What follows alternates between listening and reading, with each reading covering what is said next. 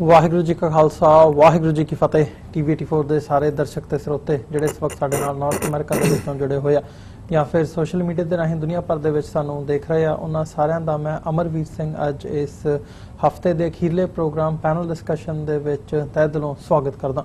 Viewers, ਅਸੀਂ ਜਿਵੇਂ ਅੱਜ ਦੀ ਜਿਹੜੀ ਲੇਟੈਸਟ ਡਿਵੈਲਪਮੈਂਟ ਹੈਗੀ ਹੈ ਕਸ਼ਮੀਰ ਦੇ ਇਸ਼ੂ ਦੇ ਉੱਤੇ ਯੂਨਾਈਟਿਡ ਨੇਸ਼ਨਸ ਸਿਕਿਉਰਿਟੀ ਕਾਉਂਸਲ ਦੀ ਇੱਕ ਜਿਹੜੀ ਮੀਟਿੰਗ ਹੈ ਉਹ ਕੀਤੀ ਗਈ ਹੈ। ਪਾਕਿਸਤਾਨ ਵੱਲੋਂ ਇਸ ਸਾਰੇ ਇਸ਼ੂ ਨੂੰ ਮੁੱਖ ਰੱਖਦਿਆਂ ਹੋਇਆਂ ਯੂਨਾਈਟਿਡ ਨੇਸ਼ਨਸ ਤੱਕ ਪਹੁੰਚ ਕੀਤੀ ਗਈ ਸੀ ਕਿ ਇਜਲਾਸ ਜਿਹੜਾ ਹੈ, ਮੀਟਿੰਗ ਜਿਹੜੀ ਹੈ ਉਹ ਸੱਦੀ ਜਾਵੇ ਇਸ ਕਸ਼ਮੀਰ ਇਸ਼ੂ ਦੇ ਉੱਤੇ ਤਾਂ ਕਿ ਇਹਦਾ ਕੋਈ ਹੱਲ ਕੱਢਿਆ ਜਾ ਸਕੇ। ਚਾਈਨਾ ਨੇ ਵੀ ਪਾਕਿਸਤਾਨ ਦਾ ਇਸ ਇਸ਼ੂ ਦੇ ਉੱਤੇ ਸਾਥ ਦਿੱਤਾ ਹੈ, ਜਿਹਦੇ ਸਦਕਾ ਜਿਹੜੀ ਯੂਨਾਈਟਿਡ ਨੇਸ਼ਨਸ ਸਿਕਿਉਰਿਟੀ ਕਾਉਂਸਲ ਦੀ ਜਿਹੜੀ ਮੀਟਿੰਗ ਹੈ ਜਿਹਦੇ ਵਿੱਚ ਉਹਦੇ ਜਿਹੜੇ ਪਰਮਨੈਂਟ ਮੈਂਬਰਸ ਨੇ ਉਹ ਤੇ ਬਾਕੀ ਜਿਹੜੇ ਰੋਟੇਟਿੰਗ ਮੈਂਬਰਸ ਨੇ ਉਹਨਾਂ ਦੇ ਜਿਹੜੇ ਨੁਮਾਇੰਦੇ ਨੇ ਉਹ ਸ਼ਾਮਲ ਹੋਏ ਨੇ ਤੇ ਇਸ ਇਸ਼ੂ ਨੂੰ ਜਿਹੜਾ ਹੈ ਉਹ ਦੁਨੀਆ ਭਰ ਦੇ ਵਿੱਚ ਹਾਈਲਾਈਟ ਕੀਤਾ ਗਿਆ ਤੇ ਇਹਦੇ ਤੇ ਵੱਖ-ਵੱਖ ਪਰਸਪੈਕਟਿਵਸ ਤੋਂ ਜਿਹੜੀ ਗੱਲਬਾਤ ਹੈ UN ਦੇ ਵਿੱਚ ਹੋਈ ਹੈ। ਇਹਦੇ ਤੇ ਵੱਖ-ਵੱਖ ਰਿਐਕਸ਼ਨਸ ਨੇ ਵੱਖ-ਵੱਖ ਮੁਲਕਾਂ ਦੇ ਤੇ ਇੰਡੀਆ ਤੇ ਪਾਕਿਸਤਾਨ ਦੇ ਜਿਹੜੇ ਨੁਮਾਇੰਦੇ ਸੀ ਉਹਨਾਂ ਨੂੰ ਇਸ ਮੀਟਿੰਗ ਦੇ ਵਿੱਚੋਂ ਬਾਹਰ ਰੱਖਿਆ ਗਿਆ, ਪਰ ਇਸ਼ੂ ਇਹ ਇੰਟਰਨੈਸ਼ਨਲਾਈਜ਼ ਹੋ ਗਿਆ। ਇਹਦੇ ਨਾਲ ਜਿੱਥੇ ਇੰਡੀਆ ਕਿਤੇ ਨਾ ਕਿਤੇ ਨਮੋਸ਼ੀ ਦਾ ਸਾਹਮਣਾ ਕਰ ਰਿਹਾ ਹੈ, ਜਿੱਥੇ ਇੰਡੀਆ ਦਾ ਇਹ ਕਲੇਮ ਹੈ ਕਿ ਧਾਰਾ 370 ਹਟਾਉਣਾ ਤੇ ਕਸ਼ਮੀਰ ਦਾ ਜਿਹੜਾ ਸਾਰਾ ਡਿਸਪਿਊਟ ਹੈ, ਜਿਹੜਾ ਇਹ ਸਾਰਾ ਇਸ਼ੂ ਹੈ ਉਹ ਇੰਡੀਆ ਦਾ ਇੰਟਰਨਲ ਮੈਟਰ ਹੈ। ਸੋ UN ਦੀ ਕਿਤੇ ਨਾ ਕਿਤੇ ਮੀਟਿੰਗ ਜਿਹੜੀ ਹੈ ਹੋਣੀ ਉਹਨੂੰ ਇੰਟਰਨੈਸ਼ਨਲਾਈਜ਼ ਕਰਦੀ ਹੈ ਤੇ ਉਹਨੂੰ ਇੰਟਰਨੈਸ਼ਨਲ ਅਰੀਨਾ ਦੇ ਵਿਹੜੇ ਦੇ ਵਿੱਚ ਸੁੱਟਦੀ ਹੈ, ਜਿੱਥੇ ਇਹ ਗੱਲ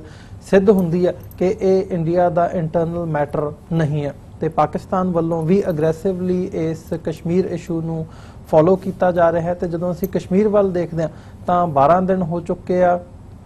ਕਸ਼ਮੀਰ ਦੇ ਵਿੱਚ, ਜਦੋਂ ਅਸੀਂ ਕੰਪਲੀਟ ਲਾਕਡਾਊਨ ਜਿਹੜੀ ਸਿਚੁਏਸ਼ਨ ਹੈ ਉਹ ਦੇਖ ਰਹੇ ਹਾਂ ਤੇ ਉੱਥੇ ਲੋਕਾਂ ਦੇ ਵਿੱਚ ਜਿੱਥੇ ਰੋਹ ਹੈ ਉੱਥੇ ਹੀ ਇੰਡੀਅਨ ਫੋਰਸਿਸ ਨੇ ਜਿਹੜੀਆਂ ਉਹ CRPF ਹੋਵੇ ਜਾਂ ਜਿਹੜੀਆਂ ਬਾਰਡਰ ਸਿਕਿਉਰਿਟੀ ਫੋਰਸਿਸ ਨੇ ਜਾਂ ਅਦਰਵਾਈਜ਼ ਜਿਹੜੀ ਮਿਲਟਰੀ ਹੈ ਉਹਦੇ ਵੱਲੋਂ ਕੰਪਲੀਟਲੀ ਤੌਰ ਤੇ ਚੱਪਾ ਜਿਹੜਾ ਕਸ਼ਮੀਰ ਦਾ ਉਹ ਇੱਕ ਹਿਸਾਬ ਦੇ ਨਾਲ ਦੱਬਿਆ ਹੋਇਆ। ਉੱਥੋਂ ਖਬਰਾਂ ਵੀ ਜਿਹੜੀਆਂ ਨੇ ਉਹ ਬਾਹਰ ਨਹੀਂ ਆ ਰਹੀਆਂ, ਲਾਕਡਾਊਨ ਤੇ ਚੱਲ ਰਿਹਾ ਕਸ਼ਮੀਰ। ਸੋ ਅੱਜ ਵੱਖ-ਵੱਖ ਪਹਿਲੂਆਂ ਤੋਂ ਅਸੀਂ ਗੱਲ ਕਰਾਂਗੇ ਤੇ ਮੇਨ ਇਸ਼ੂ ਜਿੱਥੇ ਇਹ ਮੀਟਿੰਗ ਹੈ, ਇਹਦੇ ਤੋਂ ਬਾਅਦ ਮੀਟਿੰਗ ਤੋਂ ਬਾਅਦ UN ਦੀ ਮੀਟਿੰਗ ਤੋਂ ਬਾਅਦ ਜਿਵੇਂ ਇੰਡੀਆ ਨੇ ਰਿਐਕਟ ਕੀਤਾ, ਖਾਸ ਤੌਰ ਤੇ ਜਿਹੜੇ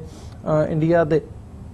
ਰਾਜਨਾਥ ਸਿੰਘ ਹੈਗੇ ਆ ਉਹਨਾਂ ਨੇ ਨਿਊਕਲੀਅਰ ਪਾਵਰ ਨੂੰ ਮੁੱਖ ਰੱਖਦਿਆਂ ਨਿਊਕਲੀਅਰ ਹਮਲੇ ਦੀ ਜਿੱਥੇ ਗੱਲ ਹੁੰਦੀ ਹੈ ਜਾਂ ਨਿਊਕਲੀਅਰ ਪਾਵਰ ਦੀ ਗੱਲ ਹੁੰਦੀ ਹੈ, ਉਹਨਾਂ ਨੇ ਸਿੱਧਾ ਇਹ ਗੱਲ ਕਹੀ ਹੈ ਕਿ ਇੰਡੀਆ ਆਪਣੀ ਪੋਜੀਸ਼ਨ ਨੂੰ ਰੀਕਨਸੀਡਰ ਕਰੇਗਾ ਕਿ ਅਸੀਂ ਪਹਿਲਾਂ ਨਿਊਕਲੀਅਰ ਹਮਲਾ ਨਹੀਂ ਕਰਨਾ। ਉਹਨਾਂ ਦਾ ਕਹਿਣਾ ਹੈ ਕਿ ਆਉਣ ਵਾਲੇ ਸਮੇਂ ਦੀ ਜਿਹੜੀ ਸਿਚੁਏਸ਼ਨ ਹੈ, ਜਿਹੜੀ ਸਥਿਤੀ ਹੋਵੇਗੀ ਉਹ ਤੈਅ ਕਰੇਗੀ ਕਿ ਇੰਡੀਆ ਇਹਦੇ ਤੇ ਕਿਵੇਂ ਰਿਐਕਟ ਕਰਦਾ। ਸੋ ਜਿੱਥੇ ਇਹ ਕਿਤੇ ਨਾ ਕਿਤੇ ਇੰਡੀਆ ਦੀ ਬੌਖਲਾਹਟ ਦਾ ਨਤੀਜਾ ਹੋ ਸਕਦਾ ਹੈ ਜਾਂ ਇਹਦੇ ਬਿਹਾਈਂਡ ਕੀ ਹੈ, ਉਹਨਾਂ ਦੇ ਇਹ ਬਿਆਨ ਦੇਣ ਦਾ ਕਾਰਨ ਕੀ ਹੈ, ਓਵਰਆਲ ਇਹਨਾਂ ਸਾਰੇ ਇਸ਼ੂਜ਼ ਦੇ ਉੱਤੇ ਅਸੀਂ ਅੱਜ ਵਿਚਾਰ ਚਰਚਾ ਕਰਾਂਗੇ। ਇਸ ਗੱਲਬਾਤ ਦੇ ਲਈ ਸਾਡੇ ਨਾਲ ਸਲੀਮ ਮਲਿਕ ਸਾਹਿਬ ਜਿਹੜੇ ਕਿ ਸੀਨੀਅਰ ਜਰਨਲਿਸਟ ਨੇ ਤੇ doctor Amarjit Singh Khalistan affair centre ਦੇ ਸੰਚਾਲਕ ਇਸ ਵਕਤ ਸਾਡੇ ਨਾਲ ਬਣੇ ਹੋਏ ਆ। ਆਓ ਇਹਨਾਂ ਦੋਵਾਂ ਸ਼ਖਸੀਅਤਾਂ ਦੇ ਨਾਲ ਮਿਲ ਕੇ ਅਸੀਂ ਅੱਜ ਦੀ ਇਸ ਗੱਲਬਾਤ ਦੀ ਸ਼ੁਰੂਆਤ ਕਰਦੇ ਹਾਂ। ਤੁਹਾਡਾ ਦੋਵਾਂ ਦਾ ਸਵਾਗਤ ਹੈ ਜੀ। ਅਸਲਾਮ ਵਾਲੇਕੁਮ। ਵਾਲੇਕੁਮ ਸਲਾਮ। ਵਾਹਿਗੁਰੂ ਜੀ ਕਾ ਖਾਲਸਾ ਵਾਹਿਗੁਰੂ ਜੀ ਕੀ ਫਤਿਹ।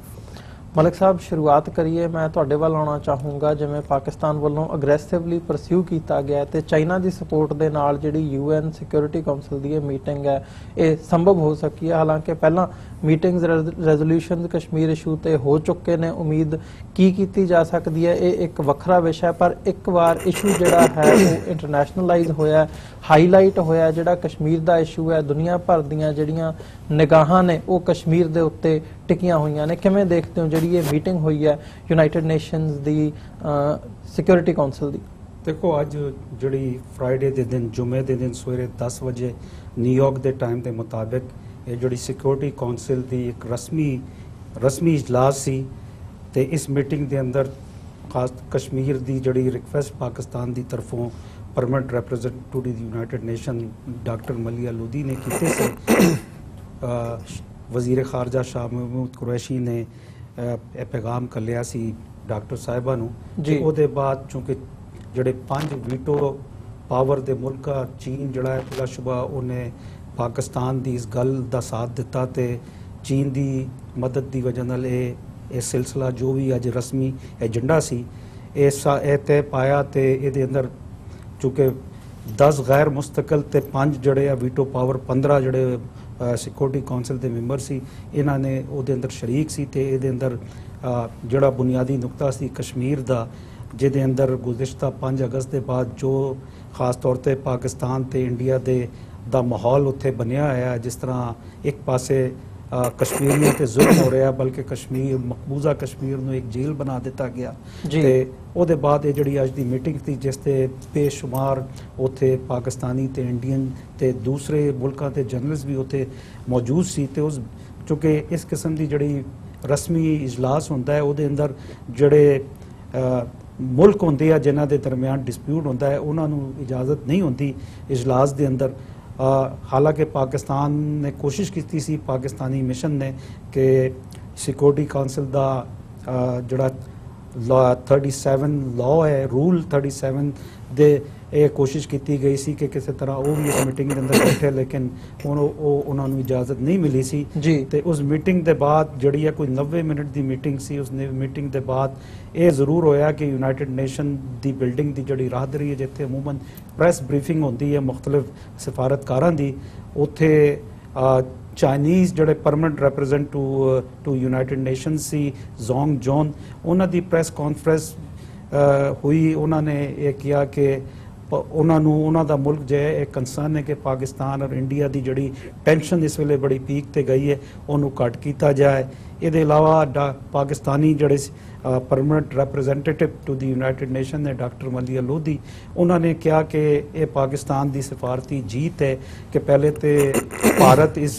ਇਸ ਮੁੱਦੇ ਤੇ ਆ ਹੀ ਨਹੀਂ ਰਿਹਾ ਸੀ ਉਹਨੂੰ ਆਪਣਾ ਇੰਟਰਨਲ ਮੈਟਰ ਕਹਿ ਰਿਹਾ ਸੀ ਕਿ 370 ਅਸੀਂ ਆਰਟੀਕਲ ਖਤਮ ਕੀਤਾ ਹੈ ਲੋਕ ਸਭਾ ਦੇ ਅੰਦਰ ਕਰਾਰਦਾਦ ਦੇ ਜ਼ਰੀਏ ਤੇ ਇਹ ਸਾਡਾ ਇੰਟਰਨਲ ਯਾਨੀ ਮੈਟਰ ਹੈ ਲੇਕਿਨ ਅੱਜ ਜਿਹੜਾ ਹੈ ਭਾਰਤ ਉੱਥੇ ਮੌਜੂਦ ਸੀ ਉਹਦਾ ਸਫਾਰਤਕਾਰ ਜਿਹੜਾ ਉਹਨਾਂ ਦਾ ਹੈੱਡ ਹੈ ਸੈयद ਅਬੂ ਅਕਬਰੁद्दीन ਉਹਦੀ ਵੀ ਪ੍ਰੈਸ ਕਾਨਫਰੰਸ ਹੋਈ ਤੇ ਕੁਝ ਪਾਕਿਸਤਾਨੀ ਜਿਹੜੇ ਸੀਨੀਅਰ ਸਹਾਫੀ ਆ ਉਹਨਾਂ ਨੇ ਜਦੋਂ ਸਵਾਲ ਕੀਤਾ ਤੇ ਉਹ ਬਿਲਕੁਲ ਬਾਲੀਵੁੱਡ ਸਟਾਈਲ ਦੀ ਉਹਨੇ ਐਕਟਿੰਗ ਸ਼ੁਰੂ ਕਰ ਦਿੱਤੀ ਬਲਕਿ ਇੱਕ ਡੌਨ ਦੇ ਬੜੇ ਸੀਨੀਅਰ ਰਿਪਰੈਜ਼ੈਂਟ ਆ ਮਸੂਦ ਹੈਦਰ ਸਾਹਿਬ ਉਹਨਾਂ ਨੇ ਜਦੋਂ ਕਿਹਾ ਕਿ ਇਹ ਤਲਕਾਤ ਕਦੋਂ ਸਹੀ ਹੋਣਗੇ ਤੇ ਉਹ ਜਾ ਕੇ ਜਿਹੜੀ ਜਿੱਥੇ ਪ੍ਰੈਸ ਬਰੀਫਿੰਗ ਕਰ ਰਿਹਾ ਸੀ ਉੱਥੋਂ ਵਾਕ ਕਰਦਾ ਆ ਉਹਨੇ ਕੋਲ ਗਿਆ ਤੇ ਜਾ ਕੇ ਹੱਥ ਮਿਲਾਇਆ ਤੇ ਕਹਿਣ ਲੱਗਾ ਕਿ ਯਾਨੀ ਔਰ ਇਸ ਤਰ੍ਹਾਂ ਯਾਨੀ ਇੱਕ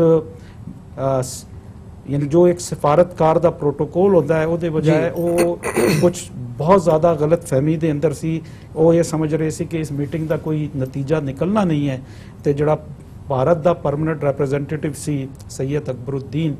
ਉਹ ਪਹਿਲੇ ਇਸਲਾਮਾਬਾਦ ਦੇ ਅੰਦਰ ਵੀ ਰਿਹਾ ਹੈ ਤੇ ਉਹ ਪਾਕਿਸਤਾਨੀਆਂ ਨੂੰ ਬਹੁਤ ਕਰੀਬ ਤੋਂ ਜਾਣਦਾ ਹੈ ਖਾਸ ਤੌਰ ਤੇ ਫੋਰਨ ਅਫੇਅਰਸ ਦੇ ਜਿਹੜੇ ਲੋਕ ਹੁੰਦੇ ਆ ਲੇਕਿਨ ਡਾਕਟਰ ਮਲੀਆ ਲੋਧੀ ਨੇ ਕਿਹਾ ਕਿ ਸਾਡਾ ਜਿਹੜਾ ਨੁਕਤਾ ਨਜ਼ਰ ਇਹ ਸੀ ਕਿ ਅਸੀਂ ਸਿਕਿਉਰਿਟੀ ਕਾਉਂਸਲ ਦੇ ਅੰਦਰ ਇਹ ਜਿਹੜਾ ਮਾਮਲਾ ਸੀ ਇਹਨੂੰ ਲੈ ਕੇ ਆਉਣ ਦਾ ਮਕਸਦ ਇਹ ਸੀ ਕਿ ਅਸੀਂ ਇਹ ਦੱਸ ਸਕੀਏ ਭਾਰਤ ਨੂੰ ਕਿ ਤੁਹਾਡਾ ਇੰਟਰਨਲ ਮੈਟਰ ਨਹੀਂ ਆ ਬਲਕਿ ਇਹ 1948 ਦੀ ਜਿਹੜੀ ਰੈਜ਼ੋਲੂਸ਼ਨ ਹੈ ਔਰ ਜਿਹੜੀ ਰੈਜ਼ੋਲੂਸ਼ਨ ਭਾਰਤ ਆਪ ਲੈ ਕੇ ਆਇਆ ਸੀ ਇਹ ਰੈਜ਼ੋਲੂਸ਼ਨ ਅੱਜ ਵੀ ਉੱਥੇ ਹੀ ਹੈ ਤੇ ਉਹਦੇ ਔਰ ਸਿਕਿਉਰਿਟੀ ਕਾਉਂਸਲ ਦਾ ਦੇ ਬਾਅਦ ਜਿਹੜਾ ਜਨਰਲ ਸੈਕਟਰੀ ਐਂਟੋਨੀਓ ਗੈਟਰਾਸ ਉਹਦਾ ਵੀ ਇੱਕ ਸਟੇਟਮੈਂਟ ਸੀ ਇੱਕ ਦੋ ਦਿਨ ਪਹਿਲੇ ਕਿ ਦੋਵੇਂ ਮੁਲਕ ਜਿਹੜੇ ਆ ਉਹ ਯਾਨੀ ਨਾ ਥੋੜਾ ਜਿਹਾ ਆਪਣੇ ਗੁੱਸੇ ਨੂੰ ਘੱਟ ਕਰਨ ਲੇਕਿਨ ਇਹ ਕਿ ਇਹ तमाम ਸਿਫਾਰਤੀ ਜਿਹੜੀ ਕਾਰਵਾਈਆਂ ਹੁੰਦੀਆਂ ਇਹ ਬੈਕਡੋਰ ਪਾਲਿਸੀ ਦਾ ਹਿੱਸਾ ਹੁੰਦਾ ਹੈ ਦੁਨੀਆ ਦੇ ਅੰਦਰ ਅੱਜ ਸਵੇਰੇ ਇਸੇ ਸਿਲਸਿਲੇ ਦੇ ਅੰਦਰ ਕਿ ਟਾਈਮਿੰਗ ਦੇਖਦੇ ਹੋਏ ਸਦਰ ਡੋਨਲਡ ਟਰੰਪ ਨੇ ਇਮਰਾਨ ਖਾਨ ਦੇ ਨਾਲ ਵੀ ਫੋਨ ਤੇ ਗੱਲ ਕੀਤੀ ਤੇ ਉਹਨਾਂ ਦੀ ਆਪਸੀ ਗੱਲ ਕੀ ਹੋਏਗੀ ਉਹ ਇਹੀ ਹੋਏਗੀ ਕਿ ਉਹਨੇ ਕਿਹਾ ਹੋਏਗਾ ਇਮਰਾਨ ਖਾਨ ਸਾਹਿਬ ਨੂੰ ਕਿ ਥੋੜਾ ਜਿਹਾ ਕਾਮ ਡਾਊਨ ਹੋ ਤੇ ਕਿਉਂਕਿ ਇਹ ਅੱਜ ਦੀ ਦੁਨੀਆ ਮੈਂ ਪਹਿਲੇ ਵੀ ਕਿਹਾ ਸੀ ਕਿ ਇਹ ਇਕਨੋਮਿਕ ਰਿਲੇਸ਼ਨ ਵਰਲਡ ਹੈ ਇੰਟਰਨੈਸ਼ਨਲ ਰਿਲੇਸ਼ਨ ਦਾ ਕਨਸੈਪਟ ਖਤਮ ਹੋ ਚੁੱਕਿਆ ਹੈ ਤੇ ਅੱਜ ਦੀ ਜਿਹੜੀ ਇਹ ਜੋ ਵੀ ਰਸਮੀ ਇਜਲਾਸ ਸੀ ਜਿਹਨੂੰ ਇੰਡੀਆ ਦਾ ਮੀਡੀਆ ਜਿਹੜਾ ਹੈ ਉਹ ਪੜਾ ਚੜਾ ਕੇ ਇਹ ਪੇਸ਼ ਕਰ ਰਿਹਾ ਕਿ ਇੰਡੀਆ ਦੀ ਜਿੱਤ ਹੋਈ ਹੈ ਔਰ ਜਿਸ ਤਰ੍ਹਾਂ ਉਹਨਾਂ ਦਾ ਸਫਾਰਤਕਾਰ ਸੈयद ਅਕਬਰੁद्दीन ਨੇ ਆ ਕੇ ਜਿਸ ਕਿਸਮ ਦੀ ਪ੍ਰੈਸ ਬਰੀਫਿੰਗ ਕੀਤੀ ਔਰ ਜਿਸ ਤਰ੍ਹਾਂ ਉਹ ਇੱਕ ਯਾਨੀ ਮੈਂ ਤੇ ਉਹਨੂੰ ਐਕਟਿੰਗ ਹੀ ਕਹਾਂਗਾ ਉਹ ਕਰ ਰਿਹਾ ਸੀ ਤੇ ਦੂਜੇ ਪਾਸੇ ਡਾਕਟਰ ਮਲੀਆ ਲੋਧੀ ਨੇ ਬੜੀ ਸੰਜੀਦਾ ਸਟੇਟਮੈਂਟ ਦਿੱਤੀ ਤੇ ਲੇਕਿਨ ਸਭ ਤੋਂ ਜਿਹੜਾ ਇਸ ਪ੍ਰੈਸ ਬਰੀਫਿੰਗ ਦਾ ਜਿਹੜੀ ਲਾਸਟ ਚੀਜ਼ ਹੈ ਕਿ ਕੋਈ ਜੁਆਇੰਟ ਸਟੇਟਮੈਂਟ ਜਾਂ ਪ੍ਰੈਸ ਆਊਟਿੰਗ ਨਹੀਂ ਆਈ ਜਿਹੜੇ ਜੋ ਵੀ 15 ਮੁਲਕ ਸੀ ਸਿਕਿਉਰਿਟੀ ਕਾਉਂਸਲ ਤੇ ਉਹਨਾਂ ਵੱਲੋਂ ਕੋਈ ਹਾਂ ਤੇ ਇਹ ਹੀ ਕਿਹਾ ਗਿਆ ਕਿ ਦੋਵਾਂ ਨੂੰ ਕਿ ਕਾਮ ਡਾਊਨ ਹੋਇਆ। ਲੇਕਿਨ ਪਾਕਿਸਤਾਨ ਦੀ ਜਿਹੜੀ ਕਾਮਯਾਬੀ ਹੈ ਉਹ ਇਹੀ ਆ ਕਿ ਇੰਡੀਆ ਜਿਸ ਚੀਜ਼ ਨੂੰ ਗੁਜ਼ਸ਼ਤਾ 11-12 ਦਿਨਾਂ ਤੋਂ ਨੈਗਲੈਕਟ ਕਰ ਰਿਹਾ ਸੀ ਤੇ ਇੰਟਰਨਲ ਮੈਟਰ ਕਹਿ ਰਿਹਾ ਸੀ, ਉਹਨੂੰ ਪਾਕਿਸਤਾਨ ਦੇ ਸਫਾਰਤਕਾਰ ਸਿਕਿਉਰਿਟੀ ਕਾਉਂਸਲ ਨਾਲ ਲੈ ਕੇ ਆਏ ਤੇ ਉਹਦੇ ਔਰ ਕਸ਼ਮੀਰ ਦੇ ਮੁੱਦੇ ਤੇ ਗੱਲ ਹੋਈ ਤੇ ਇਹੀ ਮੈਂ ਸਮਝਦਾ ਕਿ ਪਾਕਿਸਤਾਨੀ ਸਫਾਰਤਕਾਰਾਂ ਦੀ ਕਾਮਯਾਬੀ ਹੈ। ਜੀ ਡਾਕਟਰ ਸਾਹਿਬ, ਤੁਸੀਂ ਕੀ ਕਹਿਣਾ ਚਾਹੋਗੇ ਜਿਹੜੀ ਇਹ ਮੀਟਿੰਗ ਹੋਈ ਹੈ ਯੂਨਾਈਟਿਡ ਨੇਸ਼ਨ ਸਿਕਿਉਰਿਟੀ ਕਾਉਂਸਲ ਦੀ, ਕਿਵੇਂ ਦੇਖਦੇ ਹੋ ਇਹਨੂੰ, ਜਿੱਥੇ ਰੈਜ਼ੋਲੂਸ਼ਨਸ ਵੀ ਪਹਿਲਾਂ ਹੋਏ ਆ ਤੇ ਇੰਪਲੀਮੈਂਟੇਸ਼ਨ ਦੀ ਜਦੋਂ ਗੱਲ ਆਉਂਦੀ ਹੈ ਤੇ ਬੜਾ ਵੱਡਾ ਇੱਕ ਸਵਾਲੀਆ ਨਿਸ਼ਾਨ ਲੱਗਦਾ ਹੈ UN ਦੀ ਬੋਡੀ ਦੇ ਉੱਤੇ ਕਿ ਇੰਪਲੀਮੈਂਟ ਆਪਣੇ ਰੈਜ਼ੋਲੂਸ਼ਨਸ ਨਹੀਂ ਕਰਵਾ ਸਕੇ ਹੁਣ ਤੱਕ, ਪਰ ਇਹ ਮੀਟਿੰਗ ਦਾ ਕੀ ਹਿਸਾਬ ਕਿਤਾਬ ਕਿਵੇਂ ਦੇਖਦੇ ਹੋ? ਦੇਖੋ, ਪਹਿਲੀ ਗੱਲ ਤਾਂ ਮੀਟਿੰਗ ਵਿਦਆਊਟ ਰੈਕੋਰਡ ਹੈ, ਇਸ ਦੀ ਕੋਈ ਵੀ ਨਾ ਇਸ ਦੇ ਮਿੰਟਸ ਲੈ ਜਾਂਦੇ ਨੇ, ਇਸ ਦਾ ਨਾ ਮਿੰਟਸ ਲੈ ਜਾਂਦੇ ਨੇ, ਨਾ ਇਸ ਦੇ ਬਾਰੇ ਕੋਈ ਬਰੀਫਿੰਗ ਟੁਗੇਦਰ ਦਿੱਤੀ ਜਾਂਦੀ ਹੈ, ਨਾ ਹੀ ਇਹ UN ਦੇ ਅਦਰਵਾਈਜ਼ ਰਿਕਾਰਡ ਦਾ ਹਿੱਸਾ ਹੁੰਦਾ। ਇਹ ਗੱਲ ਬੜੀ ਕਲੀਅਰ ਹੋਣੀ ਚਾਹੀਦੀ ਹੈ ਜੀ। ਹੁਣ ਜ਼ਾਹਰ ਹੈ ਵੀ ਇਹ ਉਹੀ UN ਸਿਕਿਉਰਿਟੀ ਕਾਉਂਸਲ ਹੈ ਜਿਸ ਦੇ ਬੇਸ਼ੱਕ ਰੋਟੇਟਿੰਗ ਮੈਂਬਰ 10 ਜਿਹੜੇ ਨੇ ਉਹ ਬਦਲਦੇ ਰਹਿੰਦੇ ਨੇ। ਇਸ ਵੇਲੇ ਪੋਲੈਂਡ ਜਿਹੜਾ ਚੇਅਰ ਕਰਦਾ ਹੈ UN ਸਿਕਿਉਰਿਟੀ ਕਾਉਂਸਲ ਨੂੰ, ਔਰ ਜਿਹੜੇ ਉਹਨਾਂ ਦੇ ਵਿੱਚ ਇੰਡੋਨੇਸ਼ੀਆ ਔਰ ਕੁਵੈਤ 2 ਮੁਸਲਮਾਨ ਮੁਲਕ ਹੋਰ ਨੇ। ਪੋਲੈਂਡ ਉਹਦੀ ਸਦਾਰਤ ਜਿਹੜੀ ਪ੍ਰੈਜ਼ੀਡੈਂਸੀ ਉਹਨਾਂ ਦੇ ਕੋਲ ਹੈ, ਲੇਕਿਨ deciding factor 5 permanent veto building member ਹੁੰਦੇ ਨੇ ਜੀ। ਬਿਲਕੁਲ। ਔਰ ਇਸ ਗੱਲ ਦਾ ਵੀ ਧਿਆਨ ਰਹੇ ਵੀ ਇਸ ਇਨਫਾਰਮਲ ਮੀਟਿੰਗ ਦੇ ਉੱਤੇ ਕੋਈ ਬਹੁਤ ਜੰਪ ਕਰਨ ਦੀ ਲੋੜ ਨਹੀਂ ਹੈ। ਇਹਦੇ 'ਚ ਕੁਝ ਸਕਸੈਸ, ਜਿਵੇਂ ਪਾਕਿਸਤਾਨ ਦੇ ਹਵਾਲੇ ਨਾਲ ਗੱਲ ਕਰੀਏ ਤੇ ਉਹਦੀ ਡਿਪਲੋਮੈਟਿਕ ਸਕਸੈਸ ਹੈ ਕਿ 72 ਘੰਟੇ ਪਹਿਲਾਂ ਉਹਨਾਂ ਦੇ ਫੋਰਨ ਮਿਨਿਸਟਰ ਦੇ ਕਹਿਣ ਤੇ ਉਹਨਾਂ ਦੀ ਪਰਮਾਨੈਂਟ ਰਿਪਰੈਜ਼ੈਂਟੇਟਿਵ ਮਲੀਹਾ ਲੋਧੀ ਇਸ ਇਸ਼ੂ ਨੂੰ ਲਿਆਂਦੇ ਨੇ, ਔਰ ਚਾਈਨਾ ਜਿਹੜਾ ਆਪਣਾ ਵੇਟ ਫੁੱਲੀ ਪਿੱਛੇ ਸੁੱਟਦਾ ਹੈ ਉਸ ਦੇ ਪ੍ਰਭਾਵ ਦੇ ਥੱਲੇ ਇਹ ਮੀਟਿੰਗ ਹੋ ਜਾਂਦੀ ਹੈ। ਇਹਦਾ ਹੋ ਜਾਣਾ ਹੀ, ਔਰ ਜਿਵੇਂ ਪਾਕਿਸਤਾਨ ਦੇ ਖਾਰਜਾ ਮੰਤਰੀ ਮਹਿਮੂਦ ਕੁਰੈਸ਼ੀ ਜੀ ਨੇ ਕਿਹਾ, ਸ਼ਾਹ ਮਹਿਮੂਦ ਕੁਰੈਸ਼ੀ ਜੀ ਨੇ, ਕਿ ਭਾਰਤ ਨੇ ਇਸ ਮੀਟਿੰਗ ਨੂੰ ਨਾ ਹੋਣ ਦੇਣ ਲਈ ਵੀ ਜਿਹੜਾ ਉਹ ਪੂਰਾ ਢਿੱਲ ਲਾਇਆ, ਔਰ ਜ਼ਾਹਰ ਹੈ ਕਿ ਇਸ ਦੇ ਬਾਵਜੂਦ ਮੀਟਿੰਗ ਹੋਈ, ਇਹ ਪਹਿਲੀ ਸਕਸੈਸ ਹੈ। ਦੂਸਰਾ ਮੈਂ ਸਮਝਦਾ ਹਾਂ ਵੀ ਜਿਹੜੇ ਆਲਮੋਸਟ 4 ਅਗਸਤ ਤੋਂ ਲੈ ਕੇ ਹੁਣ ਤੱਕ ਪਾਕਿਸਤਾਨ ਦੇ ਐਫਰਟ ਨੇ ਉਹ ਇੱਕ ਰੰਗ ਵੀ ਲਿਆਏ। ਚਾਈਨਾ ਦੇ ਬਾਰੇ ਮੈਨੂੰ ਇਹ ਲੱਗਦਾ ਸੀ ਕਿ ਵੀ ਇਹ ਖੱਬੇ ਸੱਜੇ ਹੋ ਰਿਹਾ, ਔਰ ਜ਼ਾਹਰ ਹੈ ਕਿ ਜਦੋਂ ਪਾਕਿਸਤਾਨ ਦੇ ਖਾਰਜਾ ਮੰਤਰੀ ਚੀਨ ਦੇ ਦੌਰੇ ਤੇ ਗਏ ਉਸ ਤੋਂ ਫੌਰਨ ਬਾਅਦ ਜੈ ਸ਼ੰਕਰ ਜਿਹੜੇ ਨੇ ਭਾਰਤ ਦੇ ਫੋਰਨ ਮਿਨਿਸਟਰ ਵੀ ਉੱਥੇ ਪਹੁੰਚ ਗਏ, ਔਰ ਇਸ ਸਾਰੇ ਚੋਂ ਜਿਹੜਾ ਇਹ ਲੱਗਾ ਕਿ ਸ਼ਾਇਦ ਕਿਤੇ ਨਾ ਕਿਤੇ ਜਿਹੜਾ ਚਾਈਨਾ ਦਾ ਸਟੈਂਡ ਹੈ ਉਹਨਾਂ ਸੋਲਿਡ ਨਹੀਂ, ਔਰ ਉਹ ਸਟੇਟਮੈਂਟ ਜਿਹੜੀ ਹੈ ਉਸ ਕਿਸਮ ਦੀ ਵੀ ਨਹੀਂ ਸੀ ਜਿਹੜੀ ਚਾਈਨਾ ਦੀ ਇੱਕਦਮ ਆਉਣੀ ਚਾਹੀਦੀ ਸੀ। ਸੋ ਕੁੱਲ ਮਿਲਾ ਕੇ ਮੈਂ ਸਮਝਦਾ ਵੀ ਇਹਦੇ 'ਚ ਇੱਕ ਤਾਂ ਹੈ ਵੀ ਚਾਈਨਾ ਘੱਟੋ ਘੱਟ ਪਾਕਿਸਤਾਨ ਦੇ ਨਾਲ ਜਿਹੜੀ ਗੱਲ ਦੋਸਤੀ ਹਿਮਾਲਿਆ ਸੇ ਉੱਚੀ ਔਰ ਜੋ ਸਮੁੰਦਰ ਸੇ ਗਹਿਰੀ, ਉਸ ਦੇ ਉੱਤੇ ਇੱਕ ਵਾਰੀ ਫਿਰ ਸਟੈਂਪ ਲੱਗੀ। ਦੂਸਰਾ ਪੱਖ ਪਾਕਿਸਤਾਨ ਨੇ ਜਿਹੜਾ ਪਿਛਲੇ ਆਲਮੋਸਟ 5 ਅਗਸਤ ਤੋਂ ਬਾਅਦ ਜਿਸ ਕਿਸਮ ਦਾ ਪੂਰਾ ਰੋਹ ਦਿਖਾਇਆ, ਜਿਹੜਾ ਕਿ ਗਰਾਊਂਡ ਦੇ ਉੱਤੇ ਵੀ ਨਜ਼ਰ ਆਉਂਦਾ ਹੈ, ਉਹਨਾਂ ਦੀ ਸਿਕਿਉਰਿਟੀ ਕਾਉਂਸਲ ਆਪਣੀ ਕਮੇਟੀ ਦੀ ਮੀਟਿੰਗ ਦੇ ਵਿੱਚ ਵੀ, ਫੌਜ ਦੇ ਵਿੱਚ ਵੀ ਨਜ਼ਰ ਆਉਂਦਾ, ਔਰ ਪਾਕਿਸਤਾਨੀ ਅਵਾਮ ਜਿਵੇਂ ਉਹਨਾਂ ਨੇ ਯੌਮੇ ਸਿਆਹ ਔਰ 15 ਅਗਸਤ ਨੂੰ ਭਾਰਤ ਦਾ ਔਰ 14 ਅਗਸਤ ਨੂੰ ਕਸ਼ਮੀਰ ਸੋਲੀਡੈਰਿਟੀ ਡੇ ਆਪਣੇ ਯੌਮੇ ਆਜ਼ਾਦੀ ਦੇ ਨਾਲ ਮਨਾਇਆ। ਇਸ ਦੇ ਨਾਲ ਪਾਕਿਸਤਾਨ ਦੀ ਕੌਮ ਇੱਕ ਥਾਂ ਤੇ ਇਕੱਠੀ ਹੋਈ ਹੈ, ਜਿਹੜੀ ਕਿ ਕੁਝ ਟਾਈਮ ਪਹਿਲਾਂ ਉੱਥੇ ਜੋ ਚੱਲ ਰਿਹਾ ਹੈ ਆਪੋਜੀਸ਼ਨ ਔਰ ਰੂਲਿੰਗ ਕਲਾਸ ਦੀ ਆਪਸੀ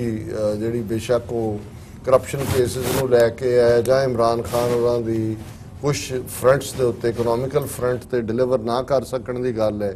ਘੱਟੋ ਘੱਟ ਪਾਕਿਸਤਾਨ ਦੀ ਹਕੂਮਤ ਨੂੰ, ਇਮਰਾਨ ਖਾਨ ਸਾਹਿਬ ਨੂੰ